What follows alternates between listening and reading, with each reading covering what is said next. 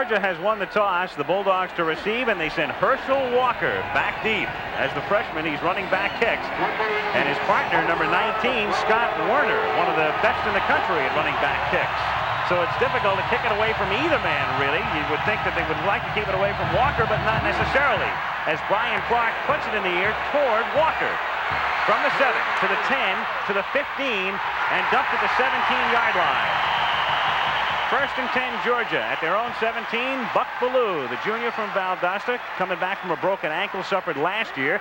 There, of course, is the sensational freshman from Wrightsville. Jimmy Womack, good fullback. Amp Arnold, fine speed, the senior from Athens. And Lindsay Scott on the other side, number 24, the skill people. First down, Bulldogs. At their own 17-yard line, they line up as they often do in the I. Walker the tailback, but they start things with the fullback, Jimmy Womack, who gains 2, maybe 3 up to the 19-yard line. Men up front, Jeff Harper, the senior, number 66 from Macon. Blackwood, number 77, weighs in at 247. Joe Happy starts at center, though Wayne Radloff will see a lot of action there too. Tim Morrison is a good one from Live Oak, Florida. Nat Hudson, perhaps the best of their offensive linemen. And the tight end Norris Brown, 88, 6'3", 220-pounder. Second down, called at 7 from the 19-yard line on the draw. We see Walker for the first time out to the 27-yard line and close to the first down. Fernando Jackson, number 49, made the stop. The Gators, who have allowed only 1 touchdown in their last 3 games, Golden, Galloway, Fisher in the middle. Doc Lucky bench presses 600 pounds, the right tackle. Little and Jackson are their key men, the linebackers. The secondary has been a bit suspect of late. Groves would be the best of the lot. Ronnie Stewart comes in now with 3 backs for Georgia on 3rd down and inches. And they send Stewart in motion. 3rd and short, give it to Walker. He gets the first down to the 28-yard line. Fernando Jackson makes the tackle. Georgia very reluctantly to put the ball in the air, starting off very slowly and cautiously with an experienced football team. 24 seniors, 16 of them starting, keeping their poise, punching out a first down or 2 until they kind of get the feel of the game. Our first look at the real Uga. That's Uga 3, my all-time favorite mascot. Love that pup. First down, Georgia at the 28-yard line. Just the start of things. First quarter at the Gator Bowl in Jacksonville as Walker sweeps to the right, gets outside, the 35, look out. He's past midfield and he's got a blocker, cuts to the inside. Herschel Walker, there he goes again.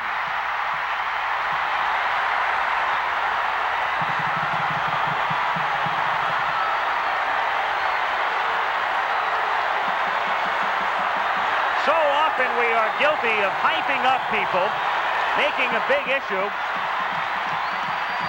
of freshman running backs. But there you see it for yourself, and it took them just 1:51 into the game to break that one. 72 yards for the touchdown.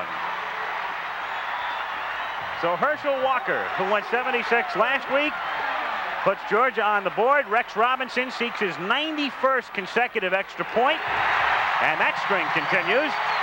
And with 13:09 to play in the first quarter, the Georgia Bulldogs out in front of Florida by a score of 7-0.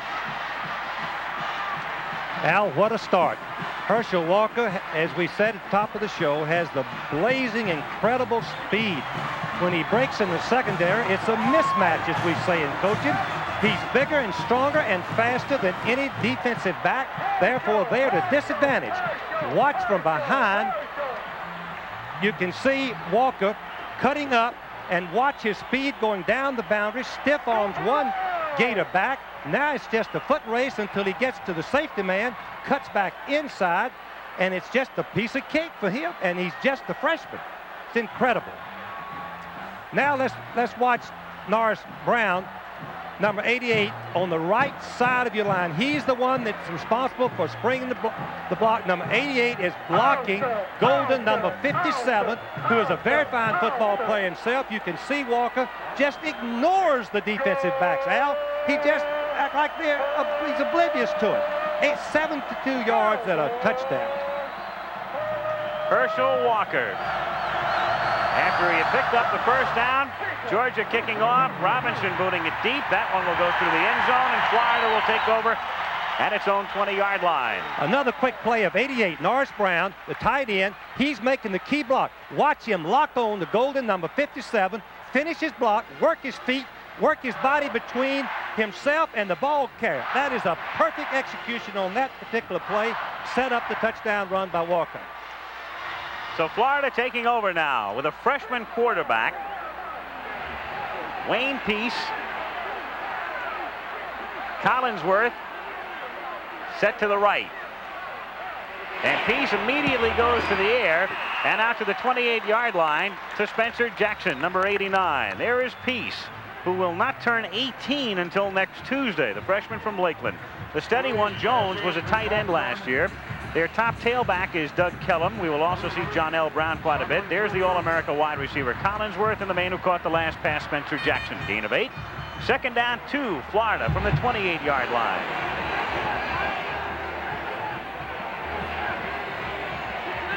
Jones, the sole running back. Off the play fake. Peace setting up, throwing, and it's picked off at the 40-yard line. The deflected pass, and the Bulldogs are right back in business at the Florida 41.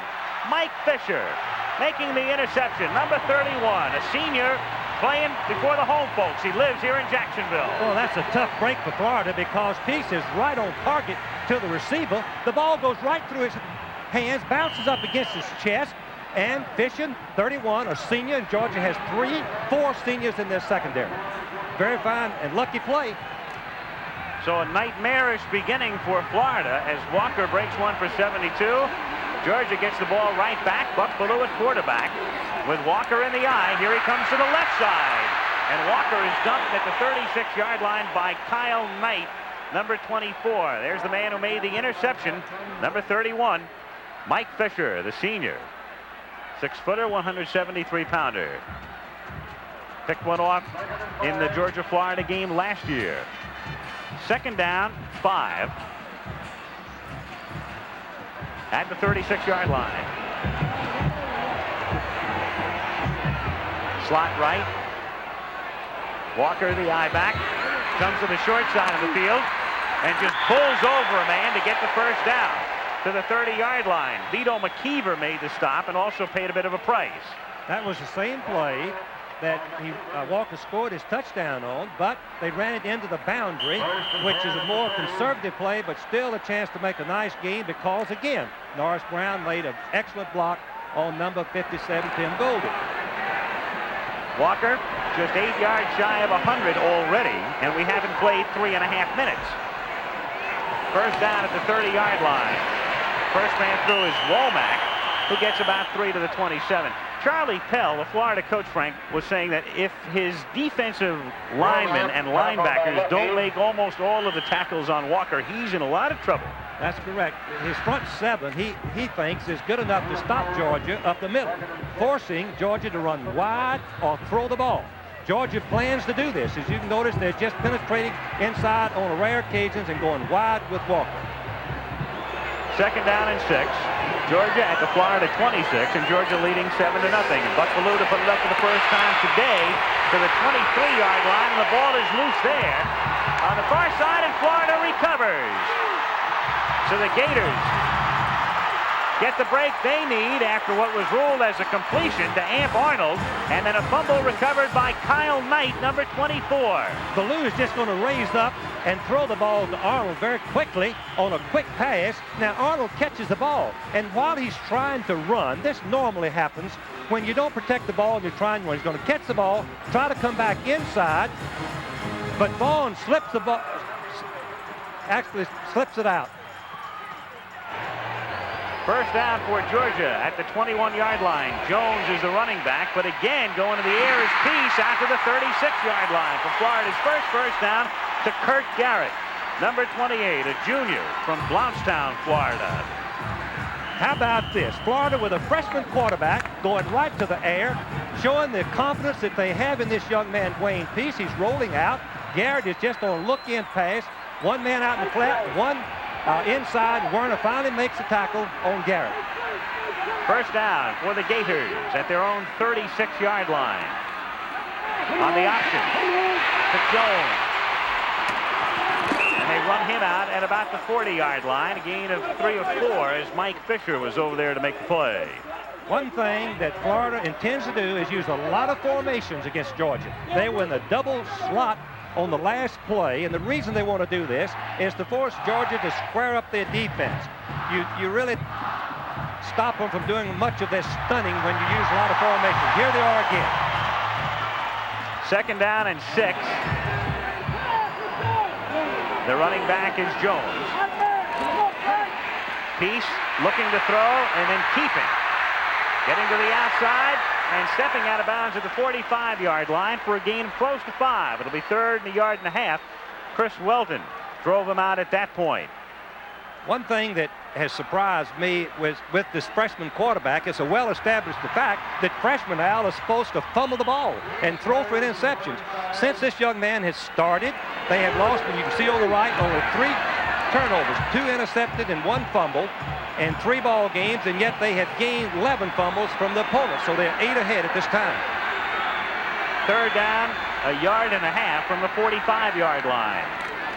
They give it to Jones, and Jones is racked up as he crosses the line of scrimmage. Going to be very close to the 1st down. We'll see where they spot it. Well, you're at the mercy, the coach is at the mercy of the official spot. It's going to be very close, and Al, and I believe he's 2 inches short. I do too. We're sitting right about at this spot from our vantage point, and it does look like he is just shy. Joe Hicks, the referee, and you take a look at the rest of the men working the game on a balmy day. Just perfect in Jacksonville. Well, it's a little warm, Al, and I think that both coaches are going to have to be short of a 1st down, as we both said, by a couple of inches. But both coaches are going to have to be concerned with the heat and substitute, we think, as coaches in the 2nd quarter, so that they have something left for the push in the 2nd half. Charlie Pell making his first decision of the day, and he's going to go for it. Why not? Yep, 4th and inches from the 46. Georgia leading 7-0 with 9:53 to go in the quarter. The amazing thing is that he's doing it with 1 back offense and a double split. Doesn't have much power inside. Quarterback sneaking. Again, Jones is the sole back, number 30. And Peace will keep it himself and burrows for the 1st down. Al, one thing that quarterbacks do, when the center is uncovered on short yardage, you have a natural hole or a cavity, and many times you'll just automatically quarterback sneak rather than turn and hand the ball off to the back and risk a fumble. And that's what Peace seemed to do on that last play. If they're going to give it to you, you might as well exploit it. Absolutely. Right through the middle. 1st down. Gators at their own 47-yard line. Again, the sole setback is Jones. We've yet to see Kellum. This is Jones. Past the 50 and a yard into Georgia territory, where Tommy Thurston, freshman from Jacksonville, makes the tackle. A gain of 4, 2nd down and 6. Again, Florida is in a double slot, only 1 remaining back. And I want to say again, it serves a very useful purpose. It deprives the defense of their freedom of action and makes them think about a lot of things before the ball is snapped. 2nd down and 6 from the Georgia 49-yard line. Peace back to throw. Over the middle. Man open at the 30-yard line and a 1st down to Tyrone Young, number 10. Jeff Hipp, who has 7 interceptions this season, made the tackle. 1st down, Florida at the Georgia 27. Young Peace did not have much time, and it's a dangerous throw. He turns. Watch this. He's throwing the ball right down the middle. His vision was impaired, but Young is right on target, and another big 1st down for the Gators. So Florida trying to capitalize on the fumble recovery after Georgia had intercepted a pass on Florida's first series. Jones bucking straight ahead for 2 or 3 to the 25-yard line. It'll be 2nd and 8 as Tim Crow, number 91, made the tackle for the Dogs. I think we should mention that Florida's offense, as far as rushing, is last in the Southeastern Conference, but they have pretty good balance in passing. They've been 147 yards a game, both rushing and passing. 2nd down, call it 7. Ball at the 24-yard line. Again, the double slot with Jones, the sole running back, number 30. Peace keeping and tackled by Eddie Weaver, number 61. I wondered when Eddie Weaver was going to show up. He's one of the very fine defensive football players in the Southeastern Conference. He's 6'2", 260 pounds. He runs a 4.7, and the Georgia people say that he can whip any blocker he's ever lined up in front of. Third down, 8. Ball at the 25. 7:20 to go in the quarter. Georgia leading 7-0. Peace on a deep drop, trying to set up the screen, throwing to Jones, but he had no blockers out in front. And he's tackled at the 23-yard line after a minimal gain by Dale Carver, number 96. Well, Florida has been throwing the ball, and you would think that Georgia would be vulnerable to the pass or the screen, but the offensive lineman didn't really delay the blockers at the defensive end of the line of scrimmage, and let the quarterback do his acting. Brian Clark, who has made 10 of 14 this year, setting up a 40-yard attempt at an angle to the right, and the kick will be no good. It is good. I beg your pardon. He hit a wobbler that looked like it was going to spin off to the right. It wasn't the most artistic kick you've ever seen, but it got the job done. They'll take it. Georgia leads 7-3. 7:07 to go in the quarter. Here's the field goal by Clark again. When this ball leaves his foot, I don't think there's a person in this stadium that thinks it's going to be good. Al, I was taking my hands and saying no good to you, but he actually hit the ball on the top part. He didn't hit it in the center or the lower third, and the ball is just a knuckleball. It looked like he was going to slice it, and the ball is slicing, and it goes with inside the crossbar about a foot. Look at that. Rather be lucky than good. Hits the top of the ball, as you say. The ball looks like it's going to die. It looked like not only would it be wide, but it was going to be short. It just kept on going. Al, that was very reminiscent of one of my passes when I was in college. That's the way mine died, like a wounded dove. Little screwball. Got the corner. 7-3. Georgia on top. Charlie Pell in his second year at Florida. Came over from Clemson. Before that, he was at Jacksonville State. That's Jacksonville, Alabama State. Warner taking it about 4 yards in and bringing it back only to the 12-yard line. Good pursuit on the part of the Florida kicking unit. So Georgia deep in its own territory. Doug Drew made the tackle. One thing I think we should mention that Georgia is first in the nation on the turnover advantage. They have taken 35 turnovers from opponents and only given up 13. And Florida is number 2, but here in the first quarter, they both have turned the ball over. First down from the 12-yard line. Herschel Walker straight through the middle and hit immediately, but still is able to get a yard or maybe 2. And it'll be second down, call at 8. John Whitaker made the tackle. The Florida defensive front is particularly strong, as we already said. Galloway at left tackle is a very fine football player. 260, Lucky 260, and Fisher runs a 4.6, nose guard. Second down, 8. Walker slips a couple of tackles, gets out to close to the 21-yard line, where it'll be third down and 2. Val Brown, number 67, made the tackle. Well, Walker is going to go outside, and the safety man Knight is going to fire up and try to force it back inside, but Walker makes a great cut and breaks back inside before finally Vaughn brings him down. Golden, number 57, brings him down. Short yardage. Walker has reached the 100 mark. 7 carries, 100 yards, 6th time this season for him, but Florida comes up with a big play.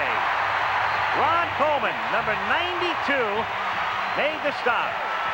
A senior from Tampa, the 6'4", 252-pound linebacker, made the play on Walker. Look over to your left of your screen, and you're going to see Coleman, number 92, come into the penetration in the backfield. Walker has no chance.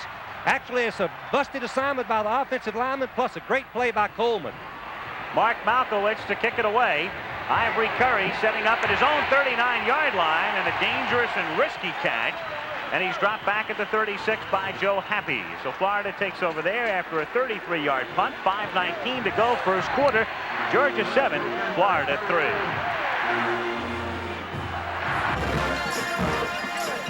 The field goal by Brian Clark for Florida here in the first quarter. The first point scored against Georgia in the first quarter all season. In this their 9th game. Florida has been totally dominant through the first quarters of their first 8 games. Now Florida with the ball at the 35-yard line. Jones going straight ahead for about 2, and it'll be 2nd down and 8. One thing that Charlie Pell did when the first-string quarterback got hurt against LSU is that he restricted his offense so that this young freshman quarterback could gain some experience, and now he's opened up. And there's a look at Vince Dooley. Great success. He's had only one losing season at Georgia. This is 17th at the helm in Athens. 2nd down and 8 from the 37. A straight deep drop by Peace, throwing out to the 40-yard line. Complete there to Spencer Jackson, making his 2nd reception. One thing that Florida is going to have to contend with is that they're still using the double slot formation, one running back, and therefore Georgia can just tee off, Al. They can just go back as fast as they want to on the pass because one remaining running back is not much of a threat. And they still line up that way in the double slot. Going to the well again. 3rd down and 6 from the 40-yard line.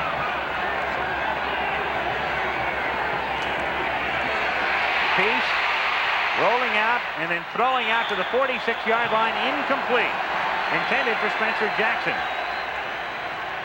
What would you think in terms of Pell's thoughts right now, Frank, in regard to varying this offense now? Because Georgia certainly has to be able to make the adjustments. Georgia has an experienced secondary, as we've already said, 4 seniors. They have 2 outstanding linebackers, and so they can make these adjustments. And, Al, we may have a penalty. I'm not sure. Did not see a flag, but they've waved off whatever it is. The receiver to step out of bounds, catch the ball, come back in and catch the ball. Incomplete pass.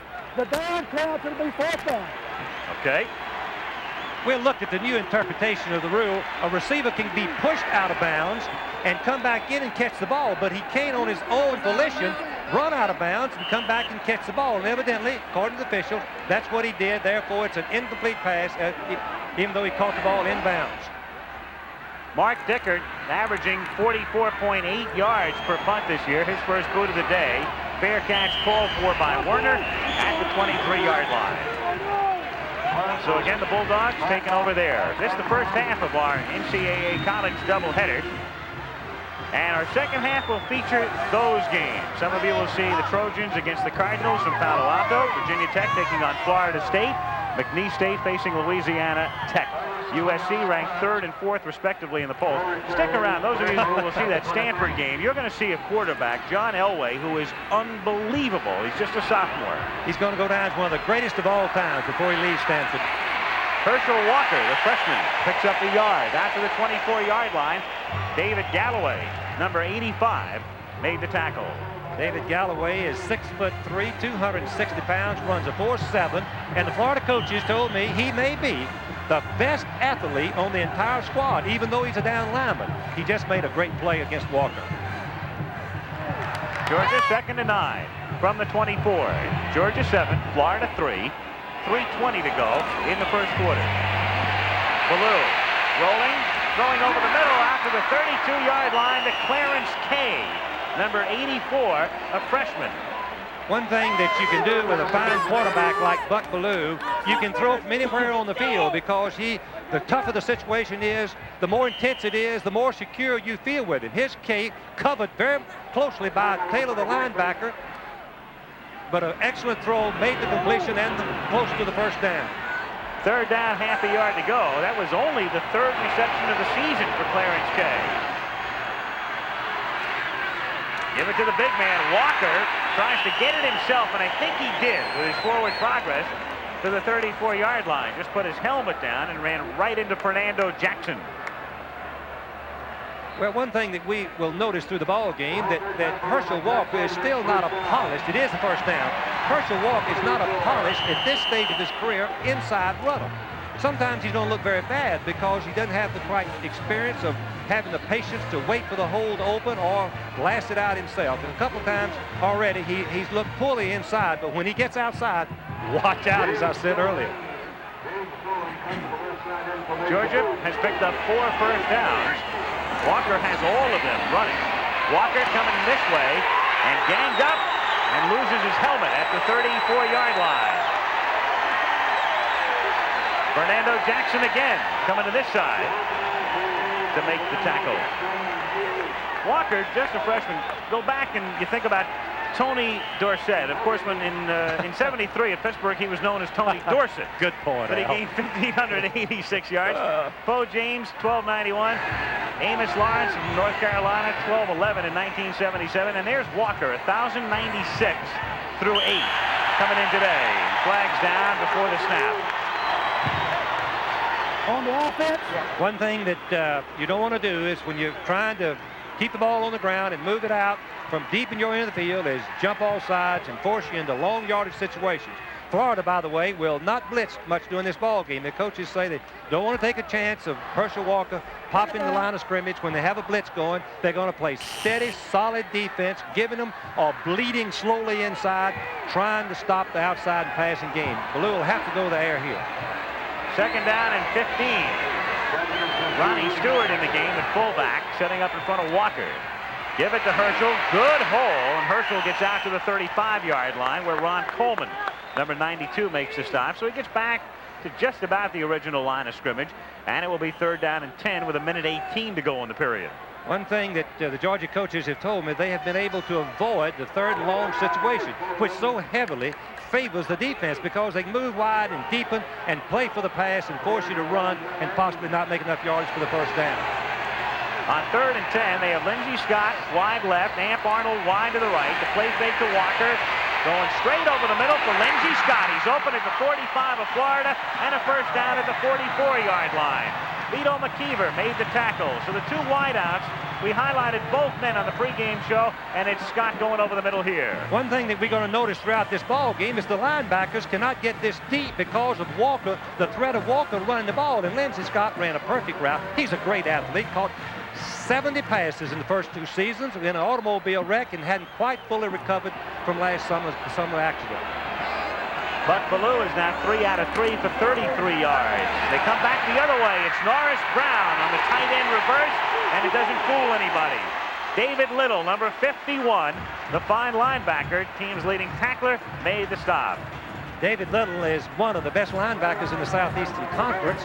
He's a spirited player, and what we will be seeing throughout this ball game is his ability to read the play, diagnose the play, and very quickly move in and make the tackle. The Georgia coaches said that if you don't block him, you got to contend with him on every play. I don't think they're going to get the play off, and they don't, as the first quarter has expired. But Florida hanging right in there after Georgia had struck early and then had a chance to strike again after the interception. But Georgia through 1, holding on to a 4-point advantage as we go to the second. Dogs 7, Gators 3. Start the second quarter at the Gator Bowl in Jacksonville, Florida. Al Michaels and Frank Broyles reporting 7-3 Georgia.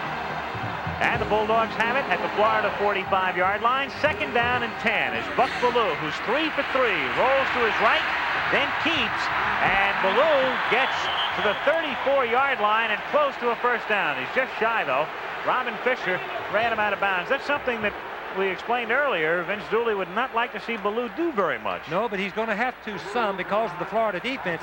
Ballou is rolling right at us, and you see him break containment. One thing Florida must do is keep him contained. They don't. Ballou gets outside and watch him run out of bounds. Greg Wise has been coached to do that. You cannot get your quarterback hurt, a big one like him, because they don't have any experience, I'm told, behind them. There's also a penalty, and that's going to give Georgia the first down. We had a personal foul call on Robin Fisher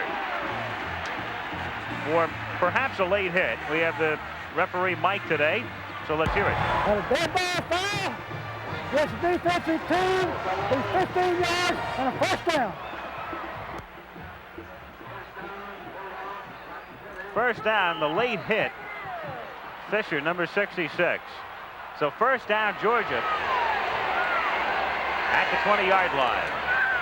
Walker, and they stand him up at the 17 after a gain of close to 3. Again, it's Fisher in amongst them, number 66. 6 feet even, 229-pounder out of Satellite Beach, Florida.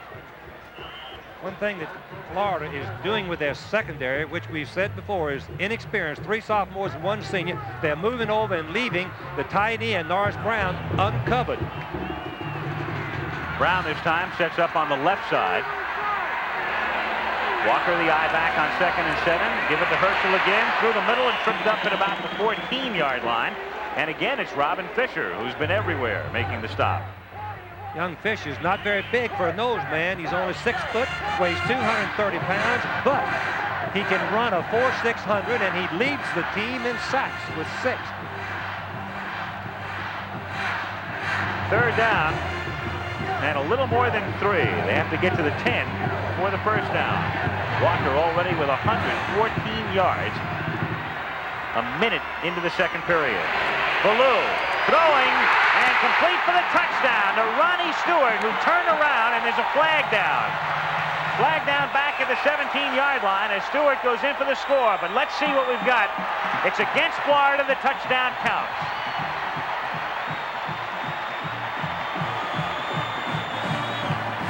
That was a great execution by young Buck Ballou. He's lined up in the power formation, and he's going to fake and roll out and try to get the fullback out in the flat open.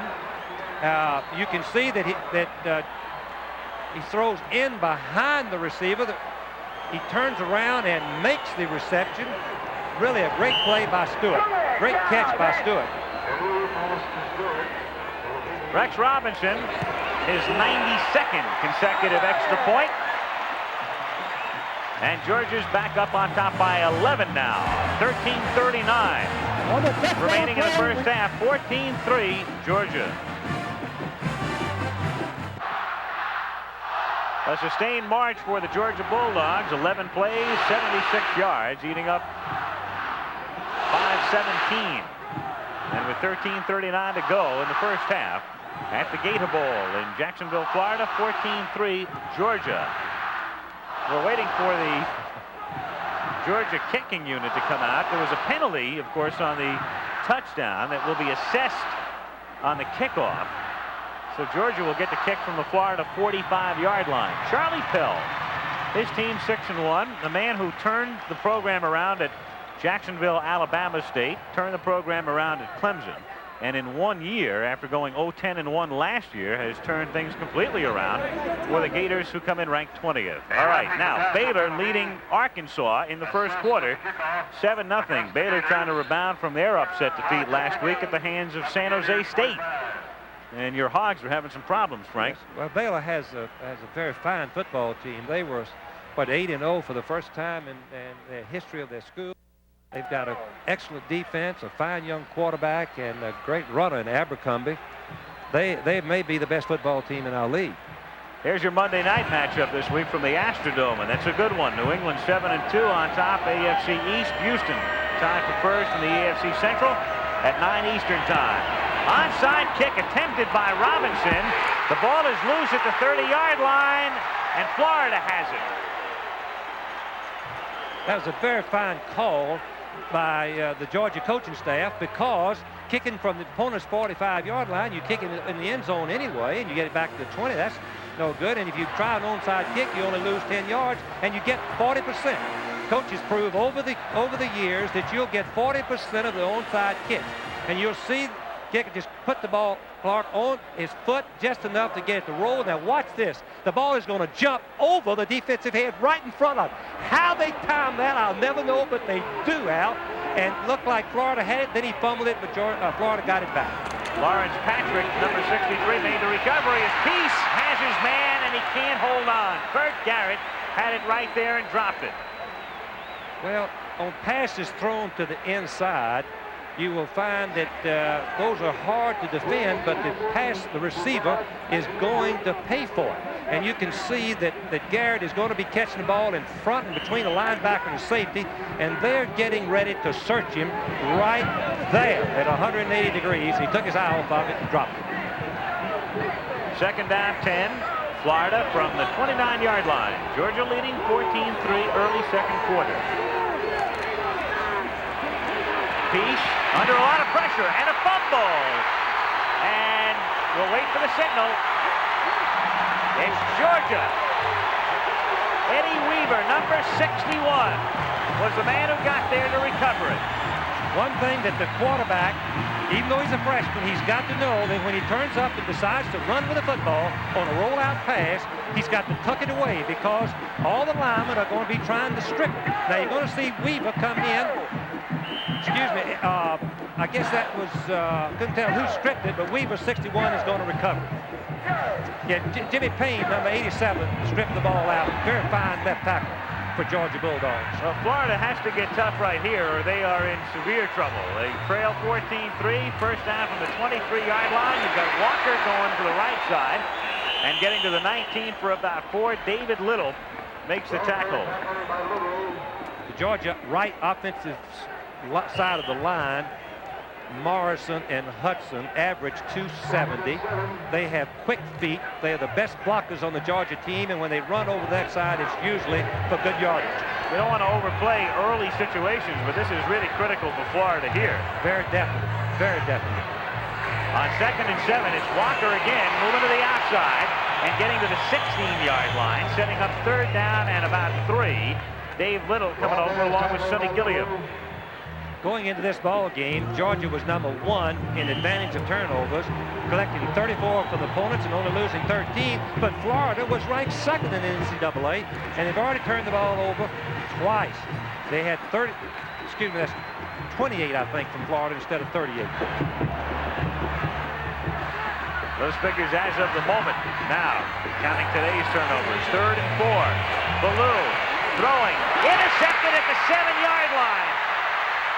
Back to the 15, to the 20, and out to the 30-yard line. So Florida gets the break they need as Ivory Curry, number 26, turns in a big play. Al Arnold is the receiver, and he's going to be going in and out. And Curry is going to cut right in front of him. Just an excellent defensive play. He was playing man for man, and actually, Arnold did not make Curry misread his intentions, and Curry just jumped right on him and covered him tight, and look at him run with the football. A big break for Florida. Out to the 29-yard line, exactly what the Gators needed. Plowing ahead, gain of 5. Out to the 34-yard line, Jones. Ivory Curry, number 26. When Florida needed the big play, he was right there. Sophomore makes his home in Miami. 2nd and 5. 11:40 to go in the half. 14-3 Georgia. 2nd down 5.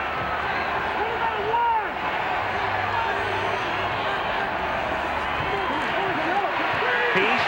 Flag is down, and it's incomplete.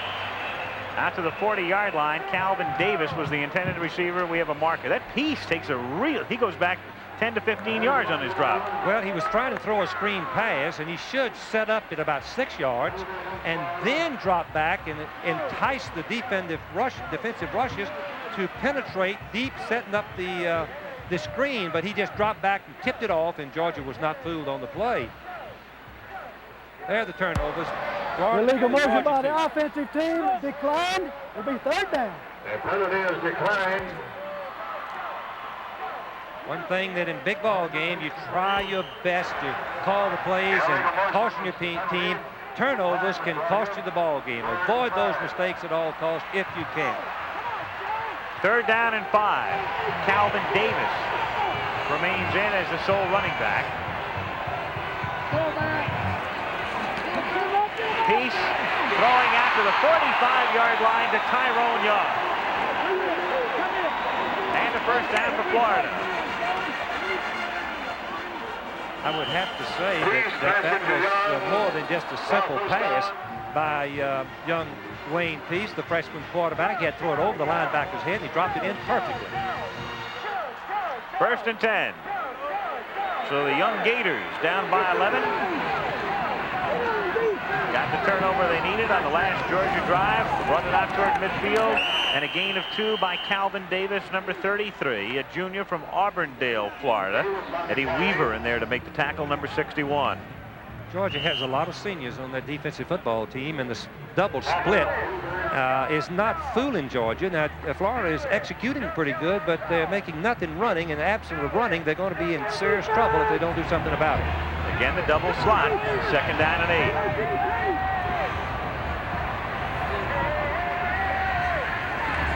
Peace, the short drop this time, and throws an out pattern incomplete, intended for Chris Collinsworth. Number 21. Mike Fisher covering. The one man, of course, that Georgia will pay great heed to is that man, number 21, Collinsworth. 6'4", only 192 pounds, but great speed. 4-4, and he's the big playmaker for the Gators, and they've got to get the ball to him. He can run for a touchdown after he catches it, or he can go deep, so they've got to somehow find a way to get the ball to him. It's critical. They slot him to the left this time on 3rd down and 8 from the 49-yard line. Young goes in motion. Peace throwing to the near side, complete to the 40-yard line, and a first down to the 35 as Chris Welton made the tackle on Tyrone Young. One number 10 made the stop on the other and also pushed him forward about 6 yards. Well, Peace is going to roll out, and the reason he's going to do this, he's going to shorten the throw, make it easier to read the defense. He had a man in motion, which confused Georgia just momentarily. Then the receiver is wide open for the Tyrone Powell. Now watch the run. He cuts inside. That was critical because if he'd gone on out of bounds, it would not have been a first down. First down, Florida at the 38-yard line. Peace going deep down the near side and incomplete and nearly intercepted. Good coverage on the play. Spencer Jackson, the intended receiver.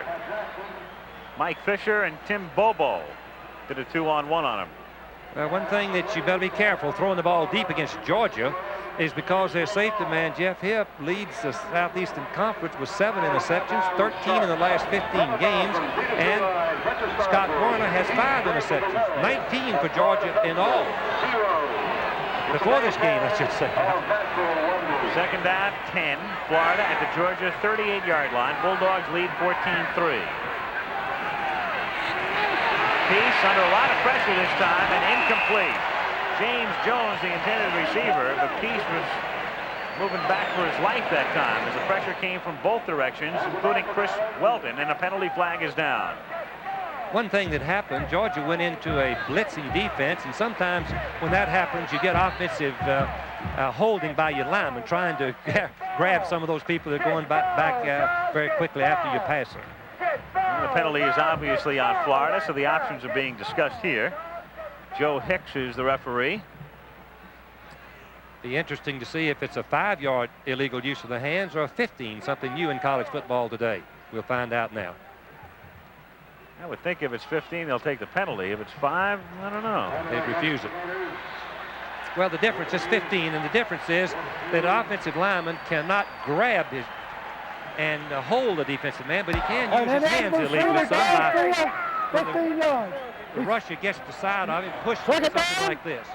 So there's a thin line, but one that is to benefit the offensive linemen, letting them use their hands some this year. 2nd down and 25 now, back at the 48-yard line for Florida. Young goes in motion. Peace under a lot of pressure, now setting and throwing, and incomplete at the 44-yard line, intended for the motion man Young. A lot of Gators, Bulldogs, the stuffed and plastic mascots abounding in Jacksonville. We're going to look at the starters by class. You can see Florida, a sophomore-dominated team. In Georgia, more than half of their starters are seniors. Well, one thing that coaches want to try to avoid is playing many sophomores and freshmen, but Charlie Pell had no choice. He's rebuilding the program. He did a great job recruiting his first 2 years, and he's using it. 3rd and 25. 9:39 left in the half. Good protection this time and sets it up and throws over the middle to James Jones, who gets down to the 37-yard line. And it will be 4th down and close to 10. Remember, they needed 25. Nate Taylor made the tackle. So the line of scrimmage, the 37, a field goal attempt would be about 54 yards if they want to go in that direction. And Brian Clark had come out initially, but now Charlie Pell says, wait a minute, let's think this over, and so Florida spends its first time out. Clark's longest field goal of the year, 51 yards against California. So timeout call by Florida. 9 minutes and 9 seconds remaining in the first half at Jacksonville, where Georgia leads Florida 14-3.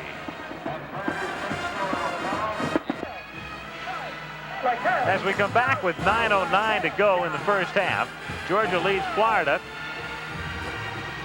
14-3. Fourth down, 10.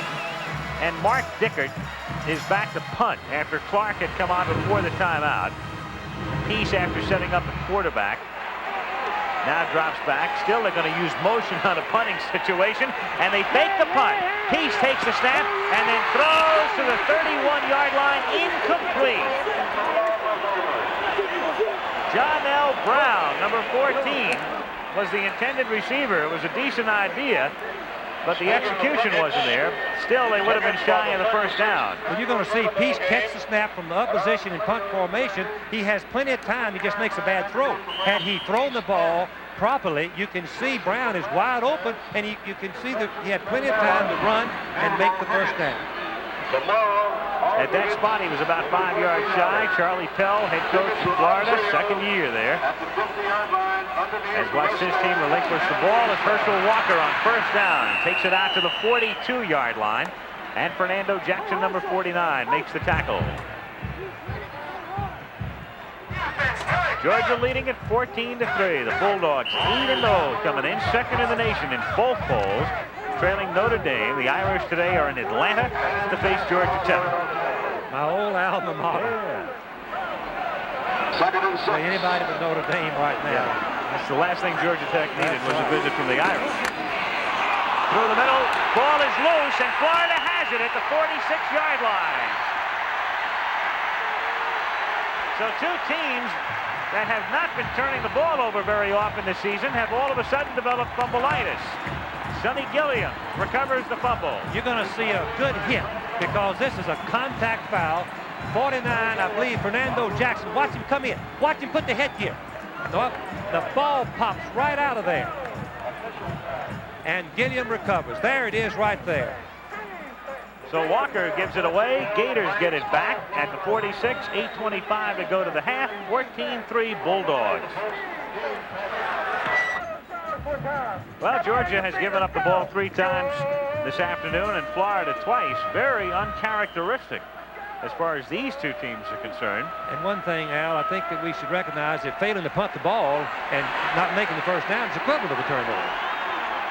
So Florida has a first down at the Georgia 46-yard line. Still, they go with a double slot and send Young in motion to the left this time. Peace on the reverse to Collinsworth. He has some space. The 45, the 40, and to the 33-yard line, where Mike Fisher takes the tackle. So they're having a difficult time getting the ball in the air to Collinsworth, but they want to utilize his assets and give it to him on the reverse. That's right, Al. You've got to get the ball to your best athletes, and obviously Collinsworth is. It's a lateral back from the quarterback on the sprint. Watch him run with that football. He was a fine quarterback in high school, played quarterback as a freshman, but wanted to be a wide receiver, and he's a great one. Threw a 99-yard touchdown pass as a freshman quarterback at Florida. First down at the 34-yard line.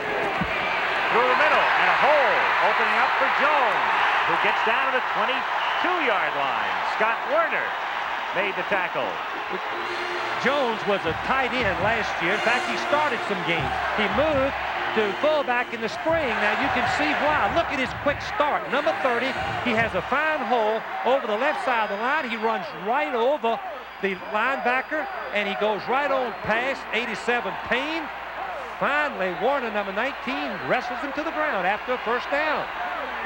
Florida with a first down at the Georgia 22-yard line. Peace on a straight drop and look out, and has it knocked down. 4 Bulldogs that time just came roaring through, and Frank Ross was the man who tipped it, number 48. We're going to see the blitz, and you can watch it from the sideline camera. Watch the Georgia linemen in white shirts penetrate so quickly, and young Wayne Peace, the quarterback, can do nothing but run for his life, and he's a great athlete right here to even get rid of the pass and keep it from being intercepted. Look at the Georgia people. You would say he was under duress. Second down and 10 at the 22-yard line. Peace is now 8 out of 17 for 91 yards. The quick out, complete to the 15-yard line to Collinsworth. And he gets to the 9. Jeff Hipp ran him out of bounds there. On this particular pattern, they crisscross, inside twin. Watch the Collinsworth come out, and you can see the 29 screams off the safety man. Collinsworth grabs the ball after juggling for a moment. Fine reception for the Florida Gators. 7:15 to play in the half. Georgia leading 14-3, but Florida down to the Georgia 9, first and goal.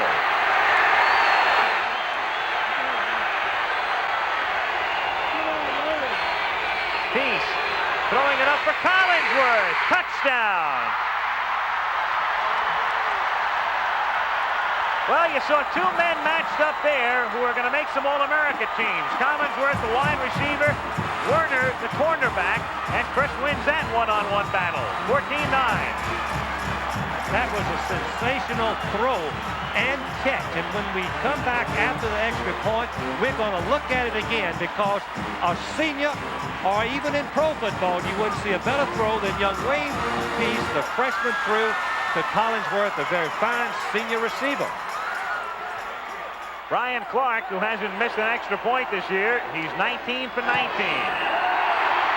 And add another.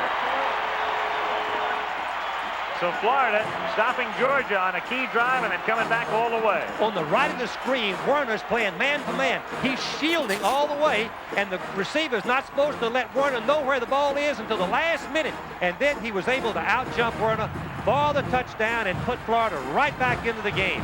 We'll be right back in just a minute. Georgia 14, Florida 10. Al Michaels and Frank Broyles in Jacksonville. The numbers on the scoring drive didn't take them very long. 1:15. They go 46 yards after Walker had fumbled, and Georgia leads it 14-10. One thing we should mention, Al, is when you turn the ball over to your opponents inside of your 50, 70% of the time the other team are going to score. It's just something about it. Coaches know this, and Florida took it right in on the passing of Watne Peace.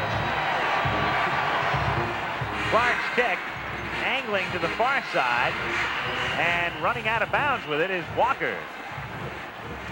That's the strategy that Florida was going to use on each of their kickoffs. Put it on the left hash mark, kick it across the field where Walker has to catch it right at the boundary, and they put all of their rushes, coverers right over there where he's not likely to run it very far.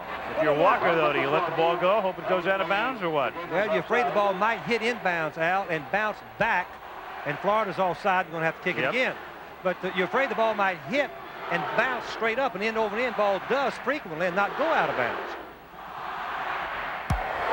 Taking team was offside on the kickoff. 5-yard penalty and re-kick. Let me tell you, that is a tough penalty, because more often than not, and we've seen it happen now, after a penalty in the kicking game, the other team get a new lift and come back and return it for a long distance, if not a touchdown. Syracuse is taking the early lead over Navy. North Carolina rebounding after last week's disaster at Oklahoma, leading Clemson 14-0. Minnesota with a touchdown in their game with Indiana. They're in the second quarter there. Northwestern and Michigan State 7-7. Opening quarter, Bader out in front of Arkansas 14-7 in the second.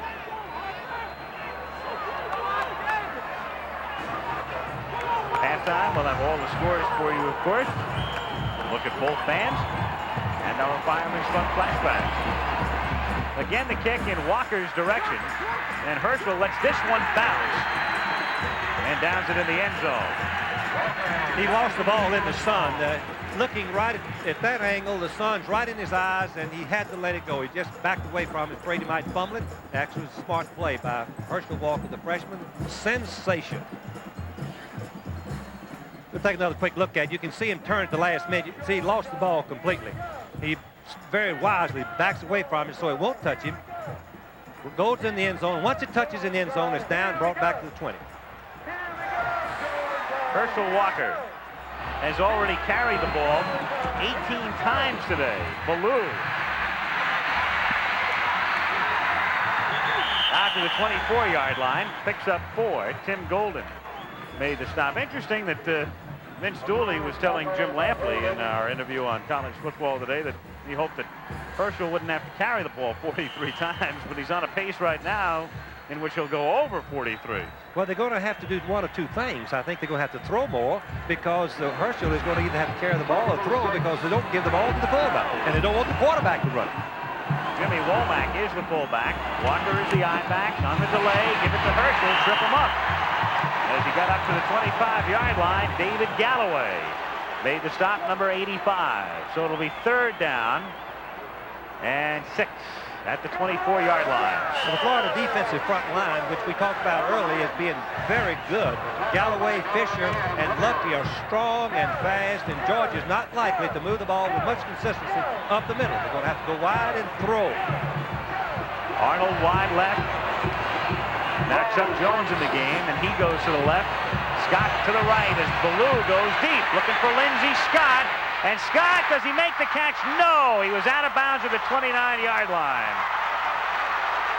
Sonny Gilliam was covering on the play. Well, we're going to let you be the judge, and the Georgia people are a little disappointed, but I think it was a good call. From our vantage point, you're going to see Lindsay Scott come down with his foot right on the boundary. That is out of bounds.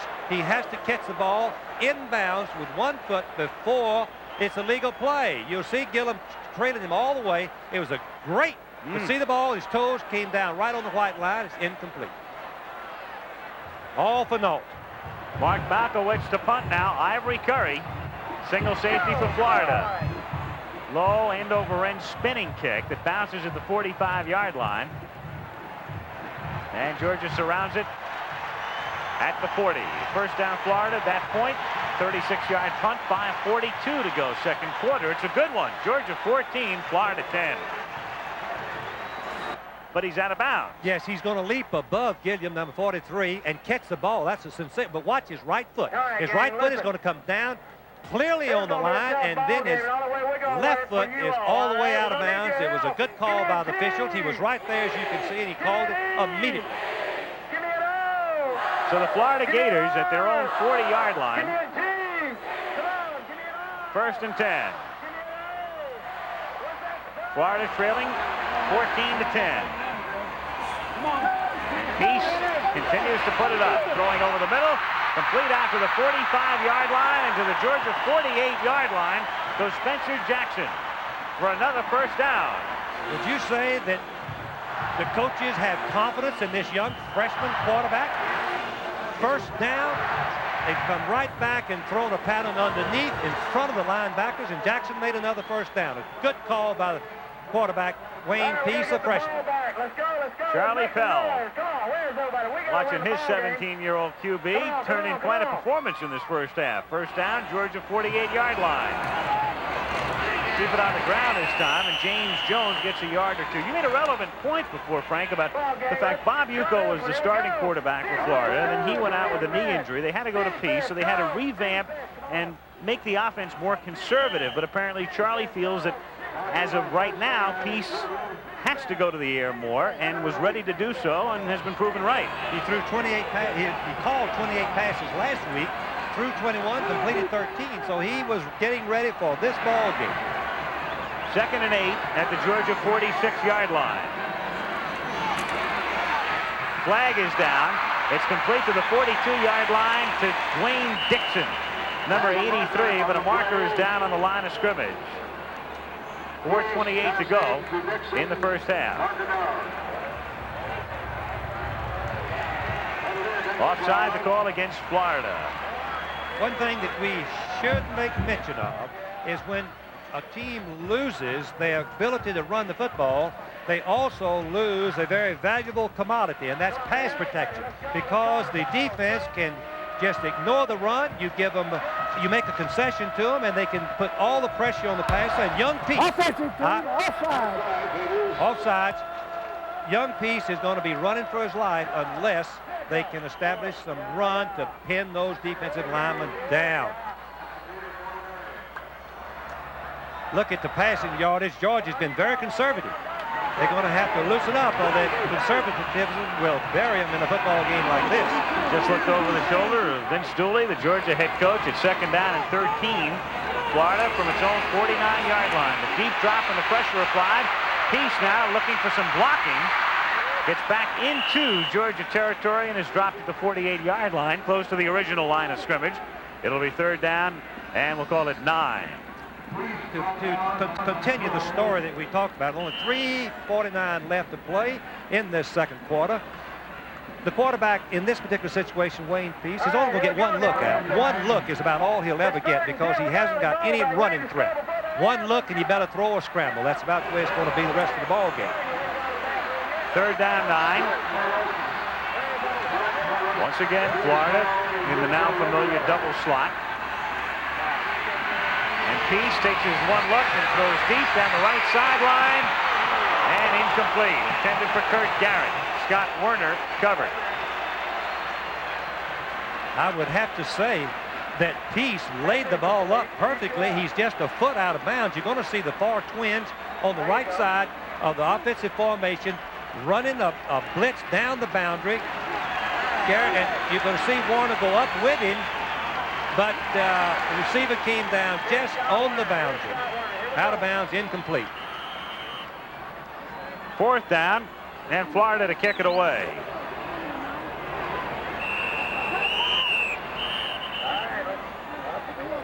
Officials calling time now. Florida wants a timeout call.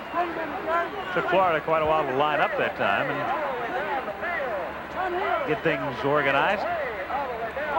So they take a timeout. Let's look at the official. You can see that he's right there. Both feet were in bounds, I believe. Let's go back and look at that again and see if we couldn't argue with the official a little bit. Let's look at it one more time at the very end of the play, and you be the judge at home. You think the official made a good call. Let's see what happens. The ball is in his arms right. Oh, he's in now, and both feet are in bounds. Yep. Absolutely. So Dickert is in to kick instead of a 1st down deep in Georgia territory. Dickert will have to punt. 3:19 to go in the half. Georgia, a team that got off to an explosive start today. If you tuned in late, Herschel Walker on the very first series went 72 yards for a touchdown. But Florida's been hanging in there after Georgia had taken a 14-3 lead. Back came the Gators. And now they're kicking, hoping to pin Georgia deep in its own territory. Dickert's kick is away. Werner letting it go out of bounds at the 22-yard line. So Georgia 78 yards from the end zone after a 26-yard boot. Coming up, second half of this doubleheader, USC Stanford. Some of you will see Virginia Tech and Florida State. Others will see McNeese State, Louisiana Tech. In the South, that Virginia Tech, Florida State game, of course, will feature Vince Dooley's younger brother, Bill, who's the head coach at Virginia Tech. And, of course, SC and Stanford, SC 3rd and 4th, respectively, in the polls, and Stanford with that fabulous offense. On 1st down, it's Walker. Run out of bounds at the 23-yard line. Tim Golden. Excuse me, Al. Made the stop. I was going to say, I was just too early to jumping in, that Georgia's got a decision to make, whether they want to stay conservative as they have since they got ahead 14-3 and it's hurt them, or whether they want to take a chance and throw the ball. And with Ballou, I think they need to. I think they need to move the ball down and maybe get some more points on the scoreboard. 2nd down, 9. Pitch it to Walker. To the left side, has some room, 30, 35, and out to the 39 for the 1st down, where David Little catches up with him. Frank, if you're Vince Dooley, I got to think that in the back of your mind, not in the back, but probably in the front, is the thought that if you give the ball to Walker enough, he's going to break a few. No question about it, but Walker is down. I'm sorry, Arnold, wide receiver, is hurt. We're going to look at it again. The key again to this play is the block by Womack, 25, the fullback, out on the cornerback, and the block by Brown inside on the defensive end opened up a nice hole for Walker. So Arnold is the injured Bulldog at the 40-yard line. The Fleet wide receiver. That would be a tough blow. He's a big play man in the passing game. Last year they counted up the big plays. Looked like he's got a hurt leg, and I hope it's not serious. A man from Athens, Georgia. Here we go, everybody, help me out on this. So Chuck Jones comes in to replace Amp Arnold. At the 39-yard line, 1st and 10 Georgia. 2:53 left in the half, and the clock running now. With Arnold off the field, 1st down from the 39-yard line. Ballou looking, throwing, incomplete. Lindsay Scott was the intended receiver, number 24. With Arnold out of the lineup, Florida can now afford to pay a little bit more attention to Scott, number 24. You're going to see the twins action and how one man goes in and one goes out, and then the quarterback throws to what the defense dictates. And so Scott is wide open, but the ball is thrown low, and he couldn't control it. Incomplete pass, even though he was wide open. A look at Amp Arnold, and they're working on the knee, of course. Taken up, trying to get a report on his condition. Draw play. Walker finds the middle, not to his liking as he gets to the 41-yard line. Lucky, Fisher, and Galloway are all there. Check out some scores. And, well, we shouldn't put that up at Frank's in the booth, but there it is, Frank. Well, Baylor, as I said, is a very fine football team, and Arkansas is crippled, but I'm sure they're giving a great effort, and don't count them out. You can always hope it's a typo. 3rd and 8 from the 40-yard line. Ballou scrambling, looking for the 1st down now. Has it, and gets to the Florida 44-yard line. So Buck Ballou found nobody open and then runs for 15, and Georgia keeps the ball, has the 1st down, drive alive with 1:58 to go in the half. Now, from behind the defense, watch Ballou. He stays as long as he can. He doesn't want to run the ball, but his receivers are covered. He knows he's got to make a 1st down, and he shows that he does have good running ability. Even though he broke his ankle against Auburn last year, he seems to be fully recovered there. From the 45, Ballou going deep, looking for Lindsay Scott. And it is picked off at the 21-yard line. Vito McKeever, number 36. So again, Georgia turning the ball over the 4th time today, and the 2nd interception. You're going to see the ball thrown deep across the field, all the way to the boundary. And it's a good tight spiral. But McKeever leaps. That is a sensational play. Jumps up, catches the ball, stays in bounds for the legal interception, and a big break for Florida. Gators at their own 21, 1:51 to go in the half. Florida, remember, has already used 2 timeouts, so they have only 1 remaining. Watne Peace, the freshman quarterback, keeps it in the air, and Young spins his way out to the 40-yard line for a gain of 19.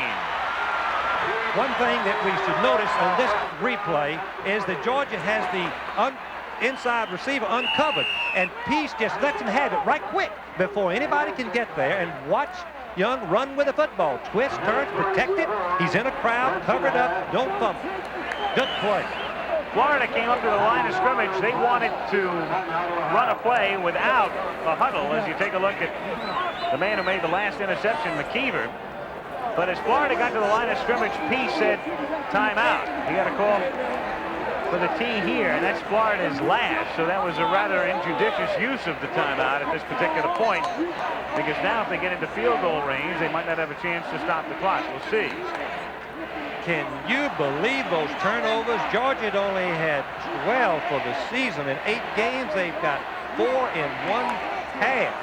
Very uncharacteristic of a Vince Dooley coached football team. But give Florida credit. They've made some beautiful plays, interceptions, and then they knocked Walker loose from the ball for 1. You know what's been the most impressive thing, I think, for Florida is you take a look at Georgia comparative statistics for 1980. One thing I was going to mention is that 8-0 record. You know, 1st downs can be misleading. Time of possession can be misleading. But Georgia's opponents have led them in both categories.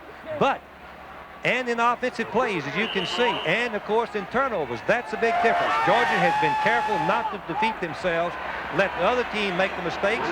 Today, it's a different story. Florida, 1st and 10 from their 40-yard line, 1:44 remaining in the half. Peace trying to get out of trouble and throws it away. And a flag goes down at the 42-yard line. Young Peace, the quarterback, was in trouble from the very beginning on that play, and then it looked like it's going to be a screen pass, and you can see the signal of offensive lineman downfield. Tough break, 15-yard penalty. But Peace, again, Al, as we've said, was running for his life this stage of the game with all those wideouts. There is young Wayne Peace from Lakeland, Florida, I believe, and freshman, 6'3", 205 pounds, and an outstanding athlete.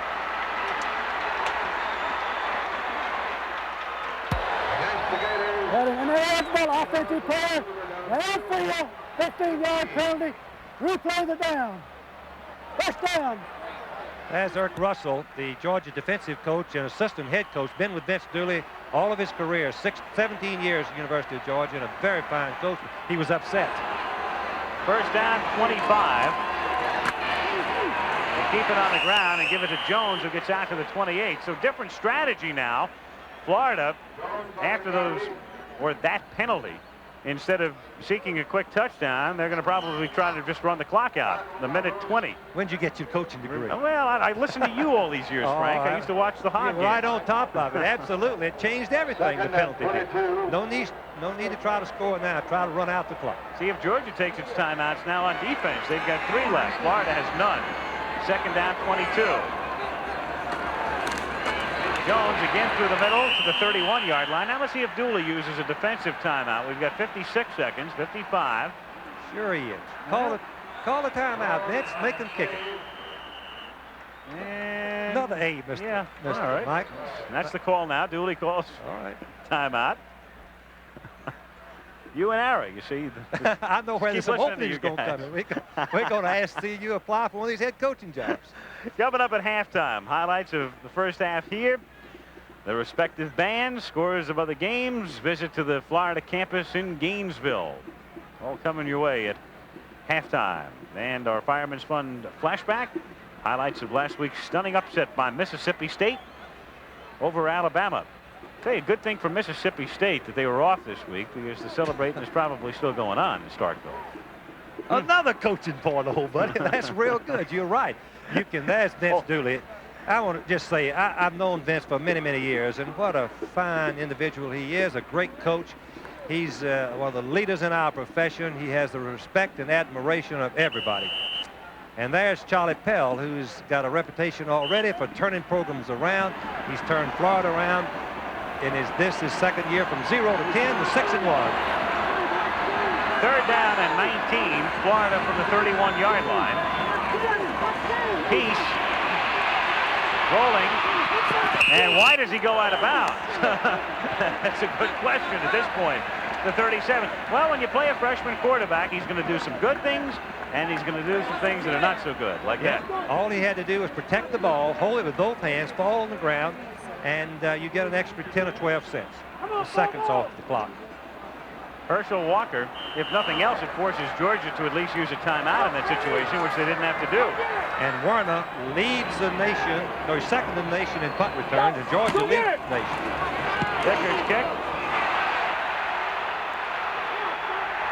From the 25, Werner sidesteps one man and gets out to the 29-yard line with 30 seconds left on the clock after a 39-yard boot. Crowd wanted roughing the kicker. Well, let's see. The rule is very clear. If the kicker has his foot in the air, he has the right to put it all the way back on the ground before he's hit, or if he's blocked, if a defensive man is blocked into the kicker, it's not a foul. That was the occasion, I believe. First down, Georgia from the 28-yard line. Walker to the 30 and out to the 32.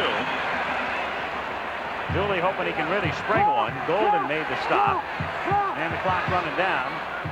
Georgia not indicating they'll take a timeout. They're simply going to run a play without a huddle. Second down and 8. 6 taken. And they get it out of bounds to stop the clock as Chuck Jones takes the pass at the 36, but only 6 seconds remaining in the half. That's a little bit of a surprise. I think maybe they got a little bit confused as to whether Coach Dooley wanted them to go in the 2-minute offense and run the clock out, because they changed strategy. First down, they run the clock out. Second down, they're going into the 2-minute offense. 6 seconds left. Doesn't give much chance. They want to just throw the ball downfield and hand to Walker. I'd hand it to Walker. Why not? You never know. You're exactly right. He will keep you loose every time. The opponent's loose every time he carries the ball. Ballou's going to put it up. He's going deep for Lindsay Scott, but he is well covered, and it's incomplete, and that will do it for the first half. Phenom was the man back there covering. He'd earlier made that interception. So it's halftime. The score, 14-10 Georgia. We'll be back with today's halftime activities after this message about an upcoming show on ABC and a word from our local stations.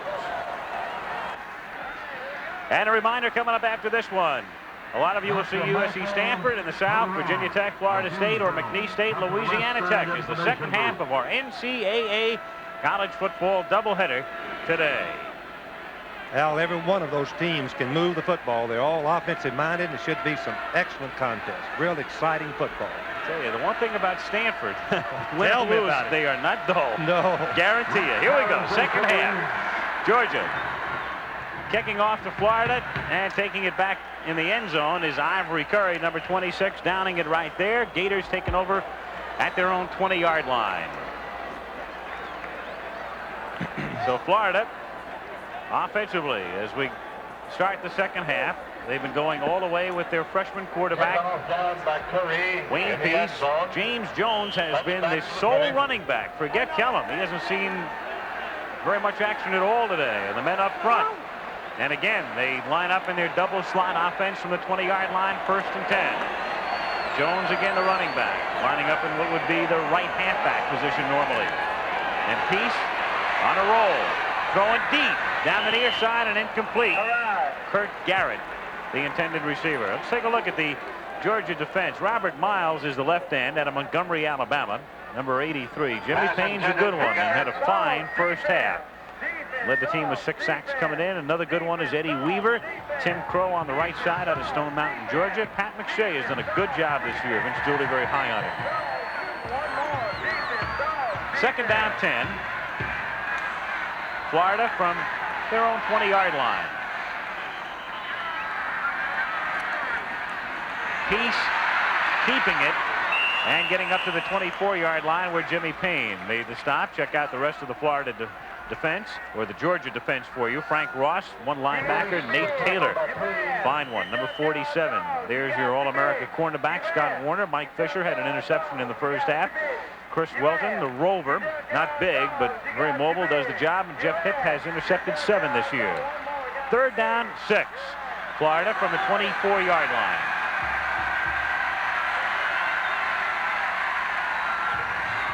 Peace turns, throws, juggled and incomplete. Intended for Tyrone Young, number 10. You're going to see this on the replay. It's a very dangerous throw. Peace is going to reverse turn and just throw the ball up for scrambles. He's a little bit under duress. His vision was impaired. But Tyrone Powell gets the ball just momentarily, but could not control it. Had he not deflected, it would have been an interception by him. Mark Dickert to do the punting. Scott Werner averaging 16 yards on punt run backs. And a fair catch is called for at the 41-yard line by one of the up men. As we take a look at the Georgia offense after the 35-yard kick. Buck below the quarterback. High backers Walker and Womack, the fullback. Stewart has seen some action there too. And the Georgia offensive line. We're going to have to check out Amp Arnold, though, who left in the first half, the wide receiver with a knee injury. They give it to Jimmy Womack, number 25, just trying to keep Florida a little honest defensively. And here are the men who will have to stay honest. Golden, the left end, the senior, number 57. Galloway, out of Brandon, Florida, the junior. Robin Fisher. Doc Lucky, they say he bench presses 600 pounds. Val Brown, sophomore from Gainesville at 6'4", 228. Second down, 6. Georgia at its own 45-yard line. Walker's first carry of the second half, and Herschel doesn't go anywhere. Gets to the 46-yard line. The balance of the Florida defense, David Little, the great linebacker, number 51, and his compadre is a good one, too, the team's second leading tackler. Bruce Swan, the corner, 47. Sonny Gilliam made a couple of good plays in that first half. Kyle Knight recovered a fumble, the rover. Tim Groves, perhaps the steadiest of the foursome in the secondary. Third down 6 from the 45-yard line. Chuck Jones in motion. And they pitch it to Walker. Herschel gets the first down as he moves to the 48-yard line. Did it on his own, basically. Robin Fisher made the stop. Herschel Walker, as the play is coming right towards us, watch the power in his legs. We know he has speed, but he weighs 220. He gets good blocking. Watch him run right at us, in our living rooms at home. Excellent run by Walker for a key first down. Always important to try to make a first down. The first time you have possession in the second half. It's a good promo right there. Yes. First down at the 48-yard line for Georgia. Early third quarter, Georgia leading 14-10. Walker will swing it back the other way, trying to get to the outside. And Walker down the sidelines gets bumped out of bounds at the 33. Kyle Knight made the tackle. That's almost awesome when the play starts going one way and Herschel says, nope, let's try the other way. Well, you would think that would be just a freshman play for him to stop right there and then go all the way back, but he knows his own abilities, and they are phenomenal because he outruns everybody. And there's ball number 47, cannot begin to get him down. And finally, he's knocked out by 24, Knight. First down, Georgia at the 33-yard line. Pitch it to Walker again. And he gets down to the 27-yard line. Val Brown made the stop. Nothing but power running by young Herschel Walker, the freshman, sensational. He's going to take the pitch and go outside, coming right at us, trying to stretch the defense. 24, Knight pulls the string. You can see him go over the block by the fullback. Then Walker turns inside for 6 yards. Ronnie Stewart helping to spring him that time. Second down and a long 4. And Ballou pitching it to Walker. Walker inside the 20, and down he goes at about the 12-yard line.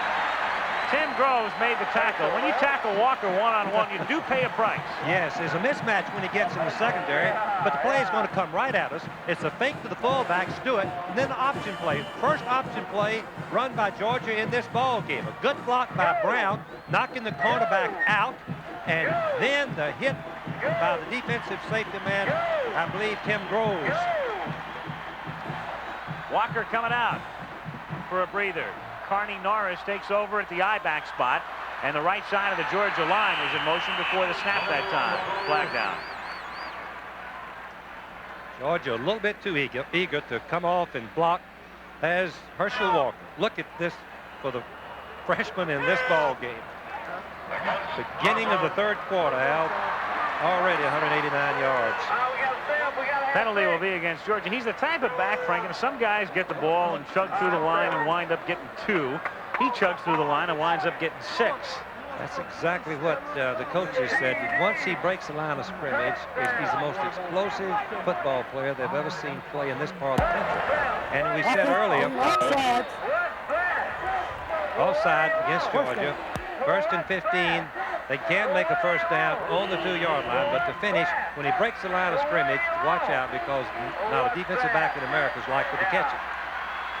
First and 15 from the 17-yard line. Ballou giving it to Norris, who gets about 5. And it'll be second down and 10. Well, Georgia Tech has taken in the second quarter, no less. Leading Notre Dame 3-0. Notre Dame ranked #1 in the nation. That would be as shocking as Mississippi State. That would be even more shocking than Mississippi State beating Alabama last week.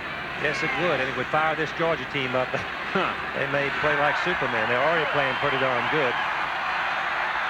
Second down and 11. Ballou gets to about the 8-yard line where Mike Clark makes the stop.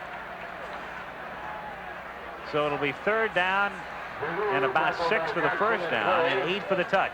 Watch the left corner of your screen. You're going to see Lindsay Scott, number 24, trailing across on the bootleg. Look how open please, give me the ball, please. But to Ballou, to his benefit. He's running to the left, and he never could pick him up. All for naught. 3rd down and about 7. Meanwhile, Walker comes back into the game. We haven't seen Amp Arnold here in the second half. Out with a knee. Chuck Jones in the slot to the right. Scott outside him. Ballou looking that way. Buck going to the end zone with it, and incomplete. Broken up by Ivory Curry, who had an interception in the first half. Number 26, the left corner. We're going to see just the end of it, and Curry had a chance to intercept it. He broke in front of Jones, number 1. Watch Curry, number 26, go right in front. The ball bounces off his shoulder pads. Otherwise, he would have had another interception. One early stopped the Georgia drive.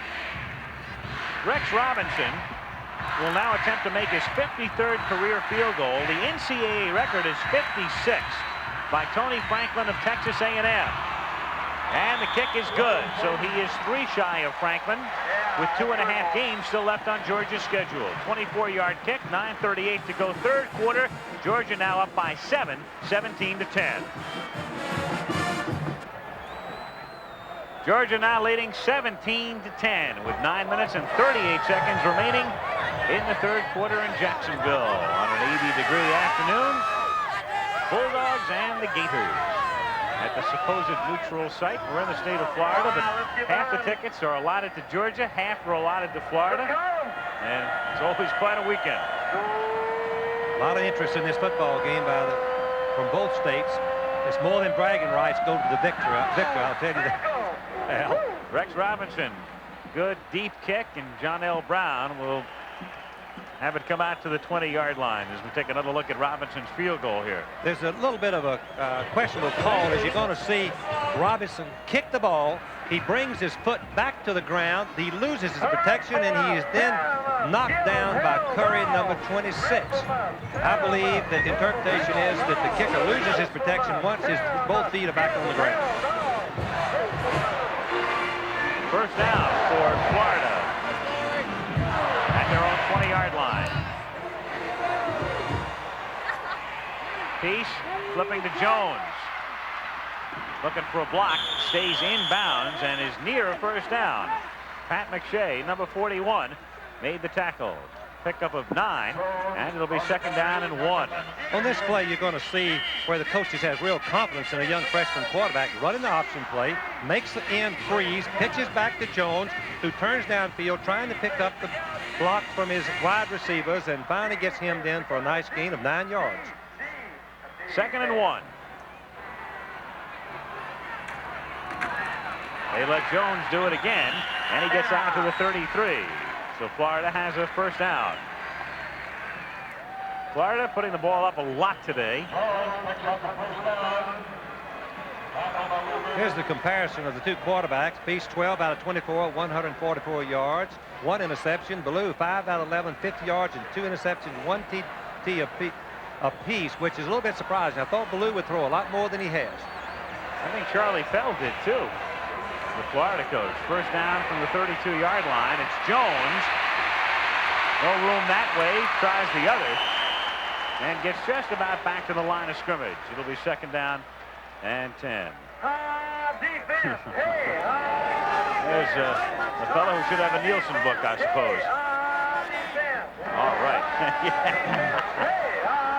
Should have gone to the barber yesterday.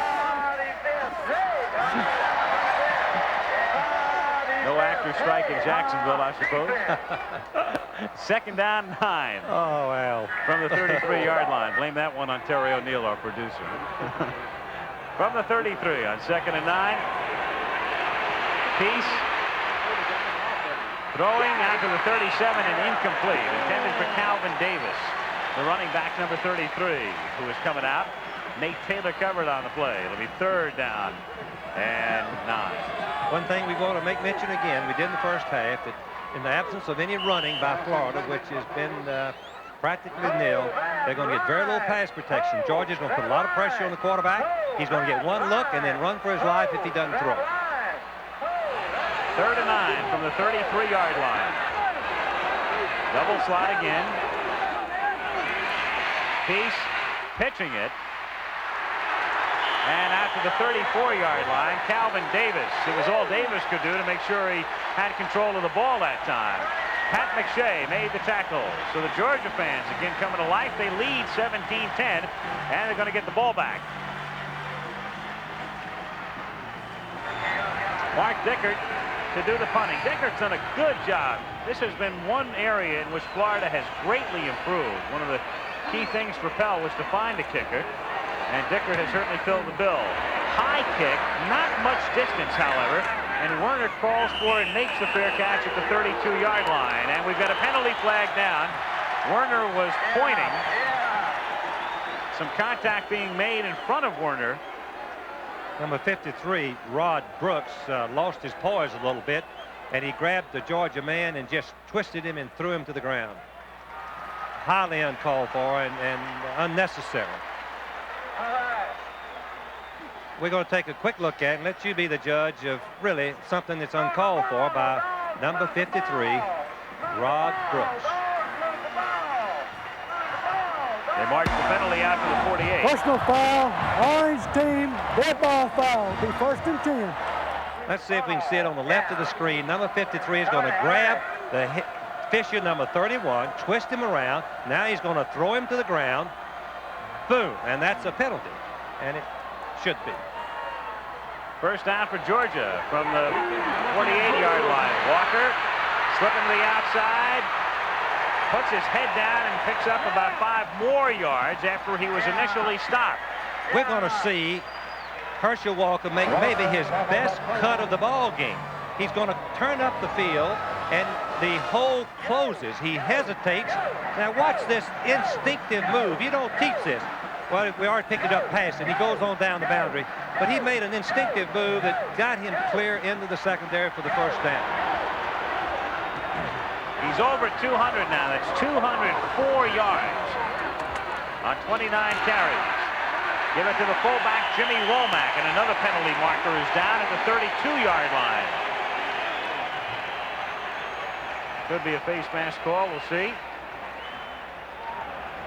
Yep. Another penalty against the Gators. Well, that's 2 penalties that have taken them out of pretty good field position and put Georgia in scoring territory. Trailing by 7 points, you don't need to make mistakes like this. These are unnecessary, although I'm sure that particular one was inadvertent. That's 30 yards in penalties now on this one drive alone. Personal foul, face mask, defensive team. Look at Walker's numbers. Already 204 yards, and he's rested. He hadn't had to work to get the ball down on this particular drive out, so watch out. First down from the 18-yard line. Walker looking inside. There goes Herschel, and he gets the first down and nearly the touchdown. Just stopped at the 4 by Fernando Jackson, who temporarily saved 6 points. Unbelievable. Watch his patience. Patience will come. Success will come your way. Who will persevere? Watch him hesitate. Let the blocking develop and then explode, accelerate all the way to the 4-yard line. What a player. Herschel Walker, with 6 minutes and 9 seconds left in the 3rd quarter, has 219 yards. So he's on a 300-yard pace at the moment. Tries to pick up a few more, but he's bunched up in the middle this time as Florida stiffens. Florida had a key defensive series early when they were trailing 14-3 and were able to come up with an interception. This again would be one of those circumstances, perhaps more critical now because we're well into the game. Well, a touchdown by Georgia at this stage, I think, would give Georgia such a psychological boost, and it would just kind of let this win out of Florida. And boy, when that happens, watch out. 2nd and goal from the 3-yard line. Walker looking for room, puts his head down, and they stop him again, this time at the 2-yard line. Fernando Jackson made the stop. Very little mystery when Georgia gets down deep as to who's going to get the ball. Absolutely not. Watch the line play. Watch the intensity. Both teams are trying to make a great effort and a great execution of their assignment, and Walker just turns in, but a fine play by David Little turned him back towards his own goal line. 3rd down goal from the 1.5. Stewart in motion. Ballou trying to get back, and he stopped again. It's David Little, number 51, who stops Ballou. Well, I think given this set of circumstances, they'll go for the field goal. Get 3 points. Don't waste a scoring opportunity. Don't miss an opportunity like this. You've got Florida on the run. So I think you'll probably go for the field goal. Are you surprised that call, Frank? I was surprised with the rollout pass. Stewart was wide open for the touchdown, but Ballou turned upfield instead of just taking his time. He should have always been looking for the pass. Instead, he turned up and tried to run and couldn't make it. Rex Robinson should be an easy one for him. 20-yard field goal, and no problem. So the clock stopped with 3:58 remaining in the third quarter at Jacksonville. It's Georgia 20 and Florida 10. We'll be right back. All right, so Alabama leads 7-0, and here are the standings coming into action today in the SEC. Georgia and LSU unbeaten. Florida, Alabama, and Mississippi State each with 1 defeat. And, of course, the winner goes to the Sugar Bowl on New Year's Day. Georgia leading here 20-10 as Rex Robinson puts it in the air. And another deep kick, and down there by Ivory Curry in the end zone. Well, John Steinbeck had his Charlie, but Georgia travels with its Uga. I'm telling you, that pup he's pretty to a lot of people. My favorite mascot. He's wherever the Bulldogs are, you'll see Uga 3. Well, somehow Florida in this drive has got to reestablish their offense and get some momentum back. Otherwise, it's going to be very difficult for them to keep from getting another touchdown scored on them. First down, Florida from the 20-yard line. Williams is the running back, and this is Collinsworth on a very deep reverse. Chris almost looked as if he was setting up the pass and then runs out of bounds. Collinsworth can throw, and had that, I think, in his mind. Well, and runs out of bounds. Very, very good call, Al, because he was going to throw the pass. You can watch the receivers as Collinsworth comes around on the reverse. Georgia had played it beautifully. Over to the right is number 87, Jimmy Payne, and then, of course, Collinsworth could not get time to pull the ball up and throw it. I don't think the receiver was open anyway. Georgia was not fooled on the play. Second and 13. Terry Williams is the sole running back in this set now, number 31. Young goes in motion, and the pass complete out to the 22-yard line, down the sidelines, and staying in bounds is Tyrone Young out to the 32 for the first. Let's see where they're going to spot it.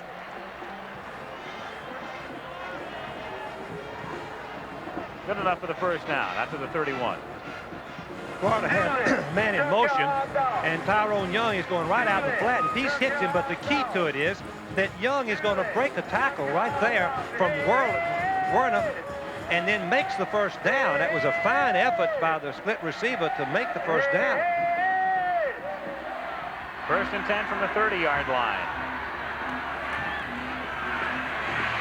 Peace throwing over the middle and complete out to the 45 to Kurt Garrett. So here come the Gators. Right back again, trailing by 10, 20-10. You're going to see Garrett break all the way in the middle, between the linebackers, and the ball's right on target. Of course, Garrett has to turn around, but that's a fine catch. Turn 360 degrees, catch it, protect it, fall, first down. Good execution by Peace. Tough throw going to the left. 3:18 left, third quarter. Florida with the ball. Georgia leading 20-10. First down at the 45-yard line. Peace going deep, looking for Collinsworth, and Werner is out of bounds. Second down and 10. Couple of scores for you. Louisville in the second quarter leading Pittsburgh. 8th-ranked Panthers struggling 9-3. And sorry about that, Frank. Baylor 35, Arkansas 7. Baylor taking it out on the Razorbacks after being upset by San Jose State last Saturday. Well, if the PA announced that Notre Dame was trailing to Georgia Tech, these Georgia people, I've seen it happen. Fire up and become Superman. Second and 10 from the 45-yard line. Peace under some pressure this time, and they sack him back at the 30-yard line. Jimmy Payne came bursting through. It was simply a matter of time. Payne has been a good deal of this day in the Florida backfield, and he gets his sack here. That is young Jimmy Payne's 7th sack of the season. He's a very talented young man. He's playing the same position that Bill Stansel made All-American. He flip-flops from one side to the other, always coming for the passer with a free rush, and he is very talented. 3rd down and 24 from the 31-yard line. Get the fullback, Tommy! Move on! Run the fullback! Fullback to left! Peace will run this time, looking for the sideline, and gets out to the 40-yard line. Well shy of the first down, but he picks up 10. And gives Dickert a little bit more room for the ensuing punt. At the 39, it'll be 4th down and 16. As Dickert comes in to boot it away, and Scott Werner drops back deep at his own 20-yard line.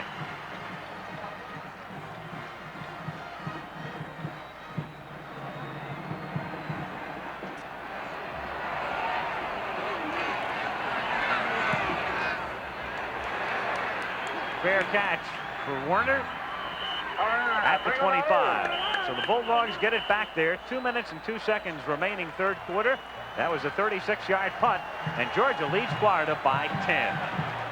At the Gator Bowl in Jacksonville, 2:02 to play. Georgia leading Florida 20-10. Bulldogs at their own 25-yard line, 1st and 10. 2 things we should take note of on Georgia's last drive. One of them, Herschel Walker establishing a new single-season rushing mark, eclipsing Willie McClendon's old mark, and he might add a couple here as Herschel takes it out to the 31-yard line. McClendon rushed for 1,312 yards in 1978. And right now, counting that last run, 1,323 yards for Herschel Walker. It's just phenomenal. He's just a freshman, is all I've already have heard many, many times, but look at his poise and setting up the blocks, stretching out the defense, and when he cut up, he made a nice game. Single-season freshman record, 1,586 yards. Tony Dorsett at Pitt in 1973. 2nd down and 4 from the 31-yard line.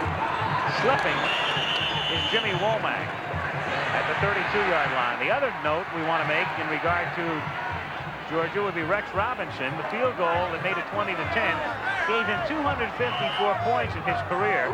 That tied the Southeastern Conference scoring record, which has been held by a running back, Charles Alexander of Louisiana State. To have a kicker like Robinson is comforting for a coach because you're going to get stopped some, and when you don't miss a scoring opportunity, boy, it makes a big difference to the psychological attitude of your team. There's Walker. By the way, Georgia has just taken a timeout with 55 seconds to go in the 3rd quarter. But there's the graphic illustrating exactly what Walker has done game by game. You can see the 69 and 44 yards in the middle against TCU and Mississippi can be blamed on the fact that he had a sore ankle those 2 weekends. Came back against Vanderbilt, and now in 3 of his last 4 games, Frank, well over 200. Well, I think that it's worth mentioning again that those of us in, there's Walker, number 34, 220 pounds. That's what I was going to say, 6'2", and he has the speed. He has told us that he has run a 9.2 100-yard dash, a 4.2 40. Now, I said earlier, we think about this in terms of a 170-pounder, not 220. So that's the phenomenal athletic skills that this young man has. And you don't see anybody like this. And coaches maybe one time in a lifetime, if that. Darrell Royal and Freddie Akers shared Earl Campbell, he was about 230 and ran maybe a 9.6 or something like that. But yeah, I think this is the most phenomenal thing that I've seen in college football in a long, long time. And he's a fine young man to go with it. A lot of poise, as we've seen on our telecast last Saturday and today. On 3rd down and 3, Ballou gets wrapped up at the 30-yard line. So a big defensive play turned in by Mike Clark of the Gators. And Georgia unable to move the ball on that series. They'll have to kick it away in the waning moments of the 3rd quarter. Georgia leading it 20-10. Malkowitz to kick it away. John Darnell Brown back for Florida. The rush is on, but he gets it away.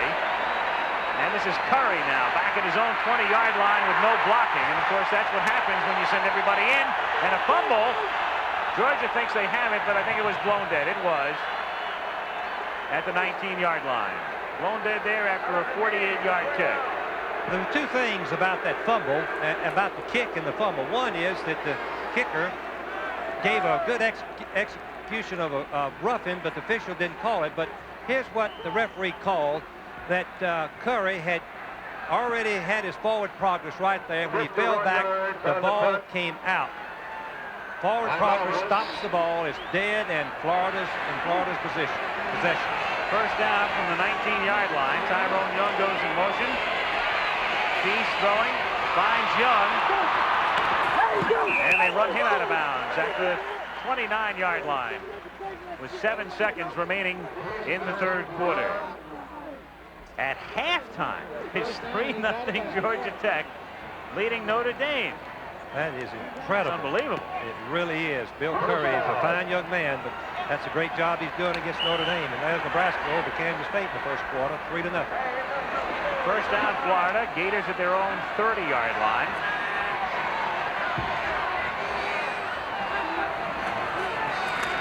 James Jones will take it out to the 34, and then they'll switch sides because that is the final play of the third quarter. So at the Gator Bowl in Jacksonville, 15 minutes to go as we go to the fourth period. Georgia trying to stay unbeaten, leading Florida 20-10. We'll be back after a word from our local station. All right, Dave, back here in Jacksonville, it's Georgia leading Florida 20-10. So with LSU down by 2 touchdowns, Bulldogs 15 minutes away from going into first place in the SEC. As we start the fourth quarter, second down and 5 for Florida from their 35-yard line. Peace going deep down the right sideline, nearly intercepted and incomplete. Jeff Hipp came that close to picking up his 8th interception of the season on the pass that was intended for Kurt Garrett, number 28. It's a fly pattern. Both receivers going straight down the field, and Garrett, number 28, is going to actually prevent the interception by Hipp, number 49, and that's what he's supposed to do. If he can't catch it, by all costs, prevent the interception. Jeff Hipp has 13 interceptions in the last 15 ball games. Third down and 5. Gators at their own 35-yard line.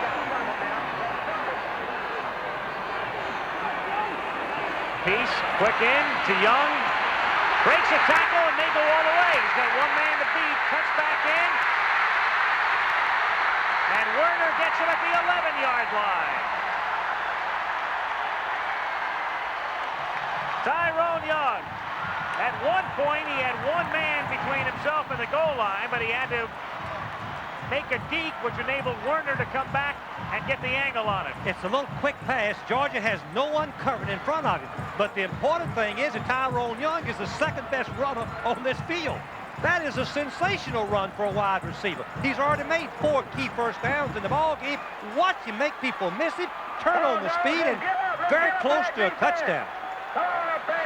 54 yards and first and 10 from just outside the 10. And it's Jones, and he's in for the touchdown.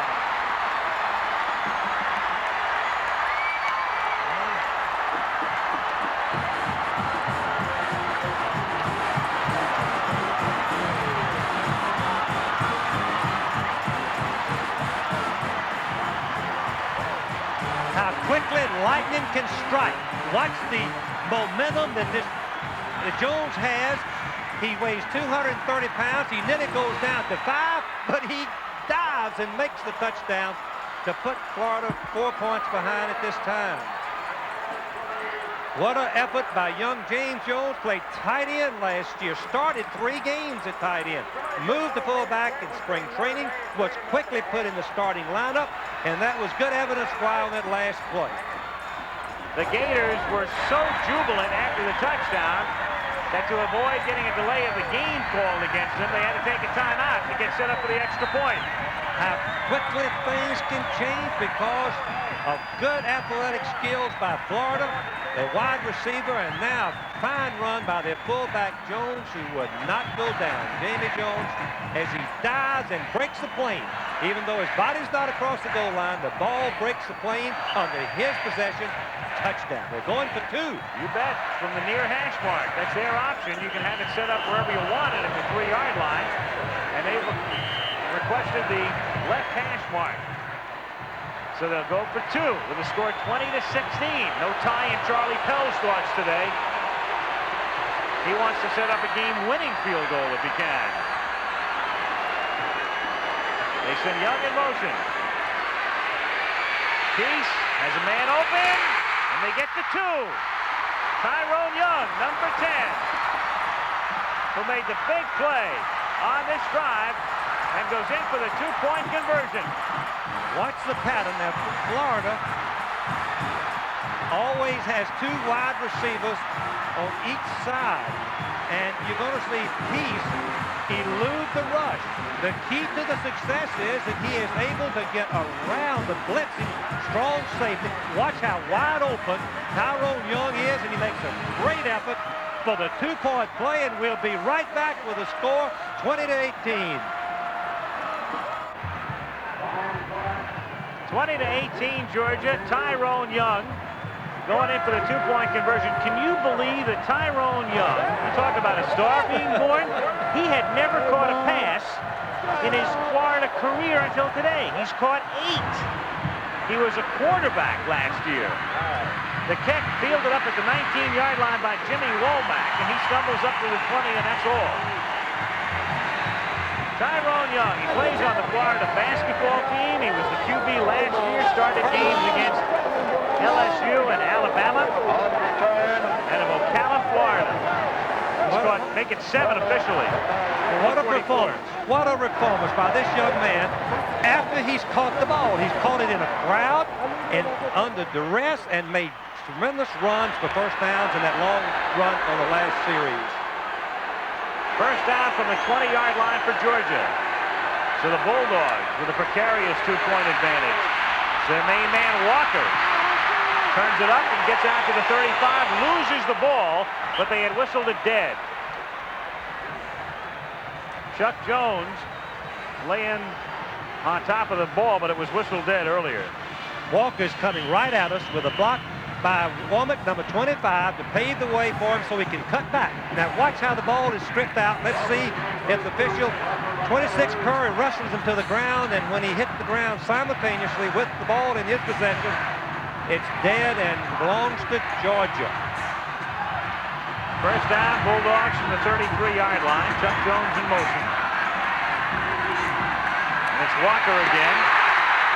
Hit down at the 35-yard line after a minimal gain by Tim Golden. So Georgia trying to protect its unbeaten mark, trying to take a big step to the Sugar Bowl, but keep Florida in mind. The Gators are right there in the hunt. Unbelievable, that last series. Well, let's put Florida right back in momentum, with momentum. 2nd and 8 from the 35-yard line. Ballou, nice protection, throws it to Walker, but he falls down at the 37-yard line. Had a little bit of blocking, too, out in front of him. One thing that surprised me is Ballou has lost a little confidence in throwing the ball downfield out. He had 2 receivers open, but he didn't want to take the chance, leading by only 2 points, and he threw the ball to the Walker, who he faked to originally for a short gain. He's got to get his courage back and his confidence and throw the ball. He's missing one of his favorite targets, Amp Arnold, out with a knee injury in the first half. 3rd and 7, it's Walker again, and they stop him at the 35-yard line. And the Florida partisans are going wild. Florida will get it back. Kyle Knight is down. Injured Gator, number 24, really took a look. Well, on the play, Kyle Knight is directly responsible for stopping the play because he, as we say, pulled the string and crashed into the backfield and turned Walker back inside into pursuit for no gain. He intended just to sacrifice himself but not hurt himself. There he is, Kyle Knight. He's the knifer. He's what they call him on plays like that. So it's 4th down and 8. Not out on the field with 12-16. Remaining in the game in Jacksonville. Georgia 20 and Florida 18. The Georgia Bulldogs will kick on 4th down. Line of scrimmage, their own 35. Mark Malkowitz with a good high spiral. Taken at the 23-yard line by Curry.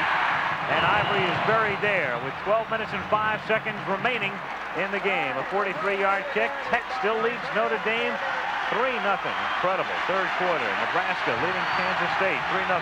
First quarter. Alabama. We've highlighted both of their touchdowns in our reports from New York. Ohio State at the half leads Illinois 28-7. Pitt out in front now, coming from behind to overtake Louisville at the half. Penn State having a tough tussle with North Carolina State, leading by 4. The Florida Gators at their own 24-yard line, 1st and 10. Tyrone Young in motion. Peace turns it up to the 32-yard line. Navy and Syracuse are deadlocked in the 3rd, as are West Virginia and Temple in the 2nd. And Army at the half has a big advantage over Air Force. Cornell leads Yale 21-0 at the half, and Dartmouth leads Columbia by the same score at the same point of the game. 2nd down and 2 from the 32-yard line. Jones through the middle. Out to the 39-yard line. Harvard leading William and Mary at the half. Villanova, an 11-point advantage over Penn. Second quarter. Princeton leads Maine 14-7. Halftime, Connecticut leading Boston University. Massachusetts out in front of Holy Cross. Rhode Island Lehigh tie. First down from the 39 for the Gators. Young in motion again. Jones finds no room. To the 41-yard line. It'll be 2nd down and 8. New Hampshire, a 6-point advantage over Lafayette in the 4th quarter. At the half, Colgate 10, Bucknell nothing. In the 4th quarter, to update the North Carolina score, they lead Clemson 24-12. And at the half, South Carolina 21-10 over the Citadel, with Auburn leading Southern Mississippi 14-0 early in that one. 2nd down, 8. Gators from the 41-yard line. Young moving again. Peace having a lot of trouble here, but scrambles out, then throws. There's a man open at the 48-yard line, and complete there to Chris Collinsworth. Chris Collinsworth came from the near side all the way over. That is unbelievable. Collinsworth is going to cross all the way over from this side, number 21, crossing over, and he's going to come back to the passer when he sees Peace start scrambling. Get right there, come back and catch that ball. Critical play for young Wayne Peace and Chris Collinsworth together. 3rd down and 1 from the 48-yard line. 9:49 left in the game. Florida trailing by 2. Peace tries to sneak ahead for the first down, and it's going to be close. Halftime, Kentucky leading 14-0 over Vanderbilt. Duke 17-9 over Wake Forest at the half, and a first down was picked up by Peace. Rutgers leading by 6 over Virginia at the half. In the second quarter, Wolverines and Badgers don't score. Purdue, 16-point lead over Iowa at the half. Minnesota leads Indiana by 8 at the half. Michigan State leads Northwestern by 18.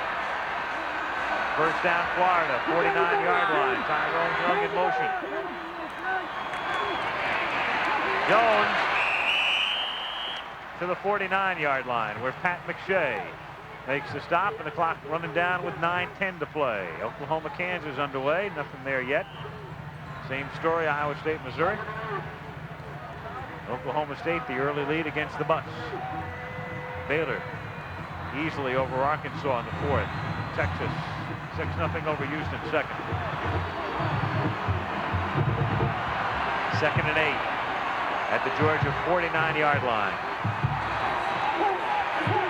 Peace going complete to the 30-yard line. Tyrone Young. Scott Werner made the catch. Tyrone Young has now caught 8 passes and for 1 extra for the 2-point conversion, a total of 9. Young is just going to curl inside. He's being picked up by linebacker Ross, number 48, but he works inside, and the throw is absolutely perfect. Warner, number 19, finally brings Tyrone Young down, but please, you cannot believe what this young Pierce boy is doing. They're threatening to beat the number 2 team in the nation, undefeated Georgia, 8-0 with a freshman quarterback, practically no running, all passing on his part, and Young's receptions. First down, and it's Jones bowling his way to the 26-yard line. You really have to be amazed because 2 times today it looked like Florida was on the verge of falling right out of the ball game. Make it 3. Right after Walker's initial touchdown, that had to be very dispiriting. Then they're down 14-3, give the ball up, and get it back on a key interception. Then when Georgia's moving again, leading 17-10, they're able to stop. Georgia has to settle for a field goal. So 3 different times, Florida has really kept its composure today. And now they're on the verge of perhaps going ahead. Second down, 5 from the 25. 7:40 to play.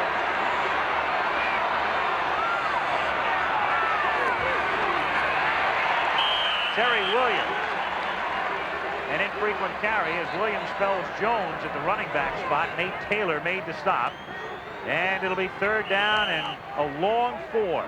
What we've been noticing earlier was that Tyrone Young on the short side did not have a defensive man lined up in front of him, and the quick pass had hurt Georgia. Now they've moved another linebacker out, and they're covering all 4 of their receivers with men lined up in front of them. 3rd down, a long 4 for Florida.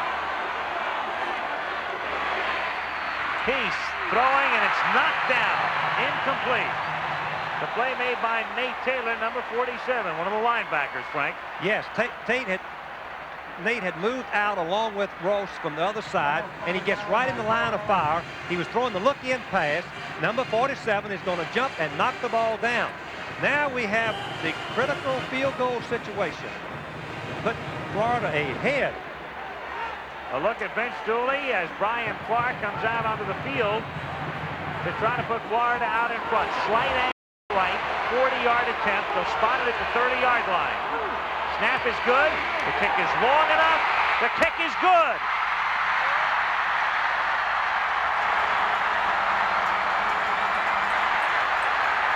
The Florida Gators, who did not win a game in 1979, are trying to win their 7th of 1980. They lead Georgia by 1. Well, LSU hanging right in, down 14-7. There again, the standings as we started play today. Georgia and LSU, the only unbeaten teams in the conference. All 5 of those teams have a shot at the Sugar Bowl. Florida is stunning everybody here with a 21-20 lead. And 6:52 left in the game as Herschel Walker gets set to receive the kick and downs it in the end zone. It'll come out to the 20-yard line. Here's the reaction to the field. Look at all of them. Are they excited? They're ahead of the undefeated number 2 ranked Georgia Bulldogs. Brian Clark. Brian Clark. Expressing the emotion felt by half of the crowd here in the Gator Bowl. Again, Florida got half the tickets. Georgia got half the tickets. It's been a wild one. All right, Georgia from the 20. 6:52 to go in the game. Florida leads 21-20. And they're anxious on the right side is Georgia. What happened, Al? The Florida team shifted their defense, and it drew Georgia offside. The Florida defense has the right to move laterally, and it drew Georgia offside and gave them a first and 15 situation. Watch the left side of the Georgia line. Well, you can't see the Tech line. I get it right. I'm excited too. Yeah. What happened? Norris Brown, number 88, jumped offside, but the Florida defense shifted over, and Brown broke the snap count. It looked like also Nat Hudson may have been a little anxious too, even before Brown was that time. First and 15. Pitch it to Walker. Nothing doing. Florida is just sky high right now. Kyle Knight came shooting through, amongst others, to make the tackle. It's sort of an enervating day in terms of the weather. It's in the 80s. It's warm. Don't tell that to the Gators, though. This is unbelievable, Al, the comeback of this Florida football team. They went through adversity last year, and they have learned to live and want to win desperately. 2nd and 17. Ballou going deep, looking for Jones, and it's knocked away. Incomplete. Chuck Jones, the intended receiver. Tim Groves was covering on the play.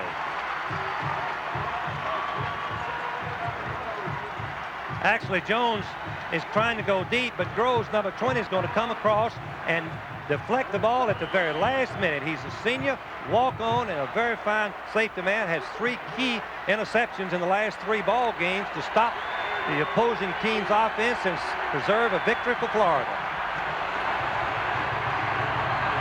Charlie Pell, what a turnaround that he has worked. Ballou deep again. Intended for Scott, double covered and incomplete, and Georgia has to kick it away.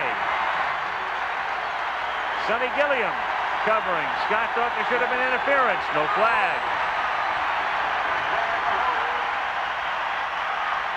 Watch Gilliam, number 43, Scott, number 24, and I think Scott wanted some interference, but Gilliam has every right to his position on the field. He doesn't interfere, in my judgment.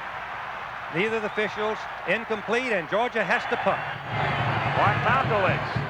Good, high, deep kick. A beauty. Taken back at the 33-yard line by Ivory Curry, and they drop him back at the 31. So now Florida will try to use up some of the clock. Something they haven't done today because they've been going to the air so much, but that'll change. 5:53 to go. Florida leads 21-20. 5:53 left in the game. Florida leading Georgia 21-20. A big game in the Southeastern Conference. A big game as far as the national rankings are concerned. Georgia number 2 coming in. Florida number 20. And now Florida to try to utilize some of the clock from their own 31-yard line. 1st and 10. The freshman quarterback, Wayne Peace. He's been in all the way. Tyrone Young is in motion. And they give it to Jones, who bursts through the middle for 5. Now, Florida, since the SEC entered into its agreement with the Sugar Bowl in 1977, has not been there. Mississippi State has not been there. LSU has not been there since the agreement was formed in 1977. Georgia went once the first year. Alabama's been there the last 3 times. Florida, though, Frank, would be in a pretty commanding position if they win here and if Alabama beats LSU today. Very definitely, and I think these youngsters know this. They've been talking about it this week, and they have played like they're going to go there. 2nd and 5. Jones again gets a couple. The first tiebreaker, let's say the conference wound up in a tie, would be head-to-head. In other words, they take the teams who face each other. Alabama, for instance, does not face Georgia, but Florida will have already defeated Georgia, will have already defeated Mississippi State, which would be the key there because Mississippi State could still get in, having only lost 1 in the conference. Alabama would be in trouble because of the tie, having lost to Mississippi State. And if it boils down to a couple of teams that haven't been there before and they can't break the tie head-to-head, then the Sugar Bowl itself will select their representative, according to Scoop Hudgens of the Southeastern Conference. Timeout called by Georgia, by Florida rather. Florida taking a timeout. Wayne Peace asking for it with 4:40 remaining in the game as a big play is upcoming on a 3rd and 3. We'll be right back. We're back with 4:40 to go. Florida has it 3rd and 3 at their own 38-yard line. A major play for the Gators here as they try to keep possession. And let's see what Peace does. He throws it quick into Young, and Young has the first down to the 44-yard line. So Tyrone Young, who's been their man of the hour in the second half. You're going to see Young uncovered, but the safety man is going to try to come up and intercept the ball right in front of him, and he doesn't get there in time. Linebacker 49, Taylor coming out, tried to make the play, but a gutty call by Florida and perfect execution by Peace. First down, Gators at the 44-yard line. Young in motion. Going to chew up the clock now. That's Jones on the ground for nothing. 4:08, 4:07 and counting. Down is Tim Crow. made the tackle. Coming up next, the reminder, a good many of you will see Stanford against USC. Some of you will see Virginia Tech, Florida State, or McNeese State, Louisiana Tech. Those of you who will watch the Trojans and the Cardinals, you've got Gordon Adams, Marcus Allen from USC, ranked 3rd and 4th in the 2 polls. Stanford has some of the greatest skill people you will ever see, and that's not any hype. You've got Elway, the sophomore quarterback. You've got Darren Nelson, who's as an exciting a runner as you'll find in college football today. The great running back, and also Ken Marjoram, who's a consensus All-America wide receiver. It should be some game. And they've got another receiver, Andrew Tyler, who's had a great year as they've been double-teaming Marjoram. They've been going to Tyler. And John Elway, I think, is the most mobile quarterback in college football today. It's practically impossible to tackle for a loss. 2nd down and 10. Florida at its own 44-yard line. Peace pitching, and Jones slides down wisely. He was being tackled, but he stayed from the 48-yard line. Peace looking, throwing for the 38, and incomplete. At the 38, I do believe, or are they going to call it complete and a fumble out of bounds? That's what they're going to call it. He made the catch and launched the ball out of bounds. Tyrone Young. What a break for Florida. I'm really not believing the execution there. First by Tyrone Young getting open. He catches the ball, and he gets hit by 2 defenders, mainly Scott Warner, number 19. But the throw was sensational, as you can see. And the ball is complete, but goes out of bounds. Oh, he called it down. I'm sorry, called it down. At the 38-yard line, it's Jones, whose spot has been taken by Terry Williams now, getting the carry and moving for a yard or so. And the clock is definitely the enemy of the Georgia Bulldogs. 2:43 left. 2nd down, 7. Of course, last weekend we saw Alabama upset. We saw UCLA upset by Arizona. The top 2 teams going down. Today you've got Notre Dame trailing with 18 minutes left in the game to Georgia Tech. You've got Georgia trailing with 2:20 remaining in the game. And Florida takes a timeout. Peace was looking over for a call from the bench, and instead of getting a delay call here, they take another timeout. 2:20 to go in the game. 21-20 Florida. 2nd down and 7 yards to go. As we're back, Florida has it at the Georgia 36-yard line, and trying the middle is Calvin Davis for a minimal gain. Setting up a 3rd down, and there is Vince Dooley, who wants to take a timeout on defense. Timeout for Georgia. Unofficially, we now have Georgia with just 1 timeout remaining. One thing that Florida is trying to do on the last play, they went into a regular running formation, 2 tight ends, I formation, but they still could not block Georgia. Georgia was in an 8-man front, going through the gaps, and stopped them for no gain, bringing up another 3rd down. I think in each of these first series of the possession, Florida has had 3rd down and has made the 1st down each time. In that game now at Grant Field in Atlanta, 9.5 minutes left. Georgia Tech leading 3-0. So both of the major universities in the state of Georgia are involved in incredible games today. Tech leading 3-0 in the 4th, and here Georgia trailing 21-20 in the 4th. Last week we had 7 upsets in the top 20. 6 of them were playing on the road. Notre Dame is on the road in Atlanta. There's something to that of playing in the other fellow's backyard. Helps even up the ball game. 3rd down, 8. Florida at the 36-yard line. James Jones and Doug Kellum are the running backs. And Peace will get racked up back at the 40-yard line. Tim Crow was the man who buried him back there, which means if they wanted to go with Clark at this point, it would have to be a 57-yard field goal attempt, and they're not going to chance that. They're going to send in the punter and then turn it over to the defense. Actually, Peace had tried a bootleg. He was going to fake to the tailback and then have a naked bootleg to the outside, but Crow was not fooled and threw him for the loss.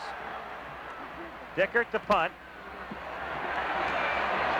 Warner's going to let it fly, and it goes out of bounds at the 8-yard line. So a beauty. With 1:35 remaining in the game. 1:35 left. Vince Dooley has to see his team. Of course, they don't have to go 92 yards. When you've got Rex Robinson, all you really have to do is get it down around the 30. Florida used up 4 minutes and 18 seconds on that last drive. So now Georgia trying to get it downfield for Robinson. 1:35 to go in the game. Buffalo scrambling out now. All the receivers recovered. He'll stop the clock by getting out of bounds at the 7-yard line with 1:25 remaining. David Galloway with a pursuit that time. And the Florida secondary has 3 sophomores and 1 senior. They've alternated a couple of the alternate unit who are also sophomores, but they've done a fantastic job of covering the Georgia receivers. We must mention that Amp Arnold, one of the fine Georgia receivers, left in the second quarter with an injury and has not returned. Buffalo, not a good day at all. 6 out of 14 for 52. 2nd and 10. Ballou, and incomplete. Dropped by Charles Jr., number 80. Out at the 18-yard line. So it's 3rd down and 10. And you can see that frustration that now permeates not only Ballou, but all of the Georgia team and certainly the partisans. Al, you're exactly right. As we look at Vince Dooley, we know what I know personally what he's going through. But the Florida team reestablished their momentum on that great play by Tyrone Young. Up until then, Georgia had everything going in their way. Ballou, 3rd down, forced out of the pocket again, throwing, has a man open, Scott, 25, 30, Scott to the 40-yard line, to the 50, Lindsay Scott to the 30, to the 20, can you believe that?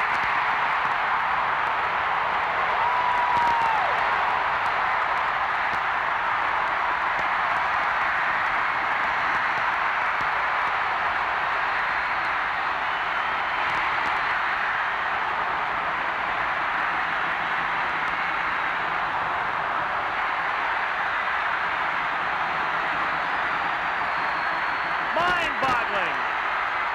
Totally. The penalty flags you see won't affect the play. Just what's going on in the end zone. That's correct. The bench cannot run out to the team. The fans, Georgia fans, are out there. So that look at Vince Dooley. He's going for 2. That's what he's holding his hand up for. You know he went for, how quickly things can change. Oh my gosh, I can't believe it. I'm telling you, in the last 3 years, Georgia has been involved in 2 of the most incredible games we have ever seen. They beat Georgia Tech 29-28 in the final game of the 78 season. And this one is just as exciting and every bit as incredible. There is Lindsay Scott, number 24, on a 3rd and 10 where Ballou was forced out of the pocket, flushed out again, found Scott over the middle with some great moves and then the foot race, and in he goes for the touchdown. And we still have 1:03 remaining. Let's look at the play again. It was a sensational effort first by Ballou because the receivers were all covered. He's in the end zone. Watch him scramble over the left. That's the advantage of having mobile. Then he directs traffic. Now here's where the excitement comes. You can see the tremendous speed of Lindsay Scott as he takes sailing down the field. Could not be caught by any of the Florida secondary, but he picked up a block from someone, and I believe it was Jones. Let's see if this view gives us an idea. Right here, somebody coming from the left is going to free him and blocking the safety man. Let's see if he is the hero coming right to the right of your screen. Number 1, Jones is the man who sprung Lindsay Scott all the way for the touchdown. 93 yards when all was lost. Now it looks like all is won. What else can you say? Oh, it's been incredible. Charlie Pell, here's his reaction, the Florida coach. Disbelief. You don't even have to see his face to know what was on it. Now we look at him from another angle live. His team also out of timeouts right now with 1:03. Georgia setting up. Georgia had just taken its last timeout to set up this two-point conversion attempt. Ballou throwing into the end zone and overshooting the intended receiver, Scott. But that may be academic. We'll see. 26-21. That, of course, only important if Florida can come back and score. Al, your term of disbelief is well taken, because to go 93 yards with just a little over a minute to go after you had failed to do anything for practically a quarter, all on, I give credit for three people. One, Ballou's moving over to the right, the great catch by Scott, the block by Jones, and then the speed of Lindsay Scott taking it all the way down. Well, Georgia trying to stay unbeaten in the conference. They have one more conference game left as you look at Scott again. Next week, Georgia to take on Auburn.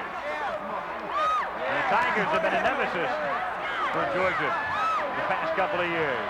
Lindsay Scott. If our next game's coming up, Stanford and Southern Cal and Florida State and Virginia Tech, McNeese and Louisiana Tech are as exciting as this one. I don't know how the football fan at home could survive. I couldn't. Florida gets a break because of what happened in the end zone. The ensuing celebration following the touchdown, they've been assessed a 15-yard penalty, which is tacked onto the kickoff. That does mean that Georgia kicks off from its own 25-yard line. Meanwhile, you saw Tech still leading Notre Dame 3-0, and there are only 4 minutes to play in that game. This could be the all-time day for the Peach State, the way things are turning out now. Different story over there. The Gator bench watching a lead evaporate. Robinson's kick taken at the 15-yard line by John L. Brown to the 30 and dropped at the 36-yard line.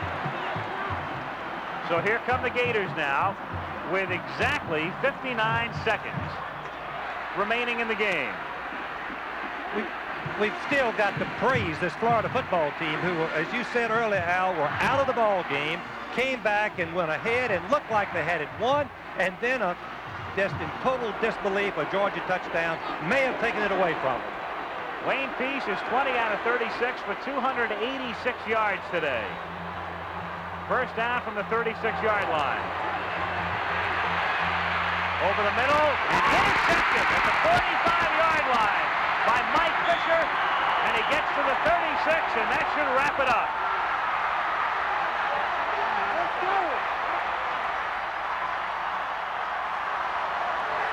The Georgia Bulldogs have really pulled one out of a hat. Unbelievable. Here's young freshman quarterback who I've got to praise. He's throwing the ball, and you never overthrow a pass down the middle. It's likely to be intercepted. Mike Fisher, number 31, with a game-saving interception, putting Georgia in position to run the clock out since Florida has no timeouts left. They do not have to do anything, Georgia, but fall on the football, and they're still undefeated. Because of the length of this game, no Prudential scoreboard following this one. We'll immediately be joining the games you'll be watching as the second half of this doubleheader. We've got a penalty flag down, and that stops the clock at 46 seconds remaining. Coming up, SC Stanford, Virginia Tech, Florida State, then Stuley's brother Bill leading Tech, McNeese State, and Louisiana Tech on college football. And what a first half we have had from Jacksonville today. A thriller, 26-21 Georgia. Fans that are going to see Stanford, we talked about earlier, but John Elway, the 6'2" quarterback from Stanford, I think, and everyone has seen him play, thinks he's going to be the greatest quarterback of all time. A great arm, mobile, the awareness to pick defenses apart, and they will throw from anywhere on the field. All he did last week was throw 6 touchdown passes, That's 4 in right. the first quarter. And then Southern Cal has one of the great offensive football teams in America. The mixture that keeps the defense off balance with Gordon Adams and, of course, Marcus Allen, the leading rusher. I think any of the leading rusher right now in America, in the nation. Boy, that should be some football game as well as the others. 15-yard march off here against Georgia.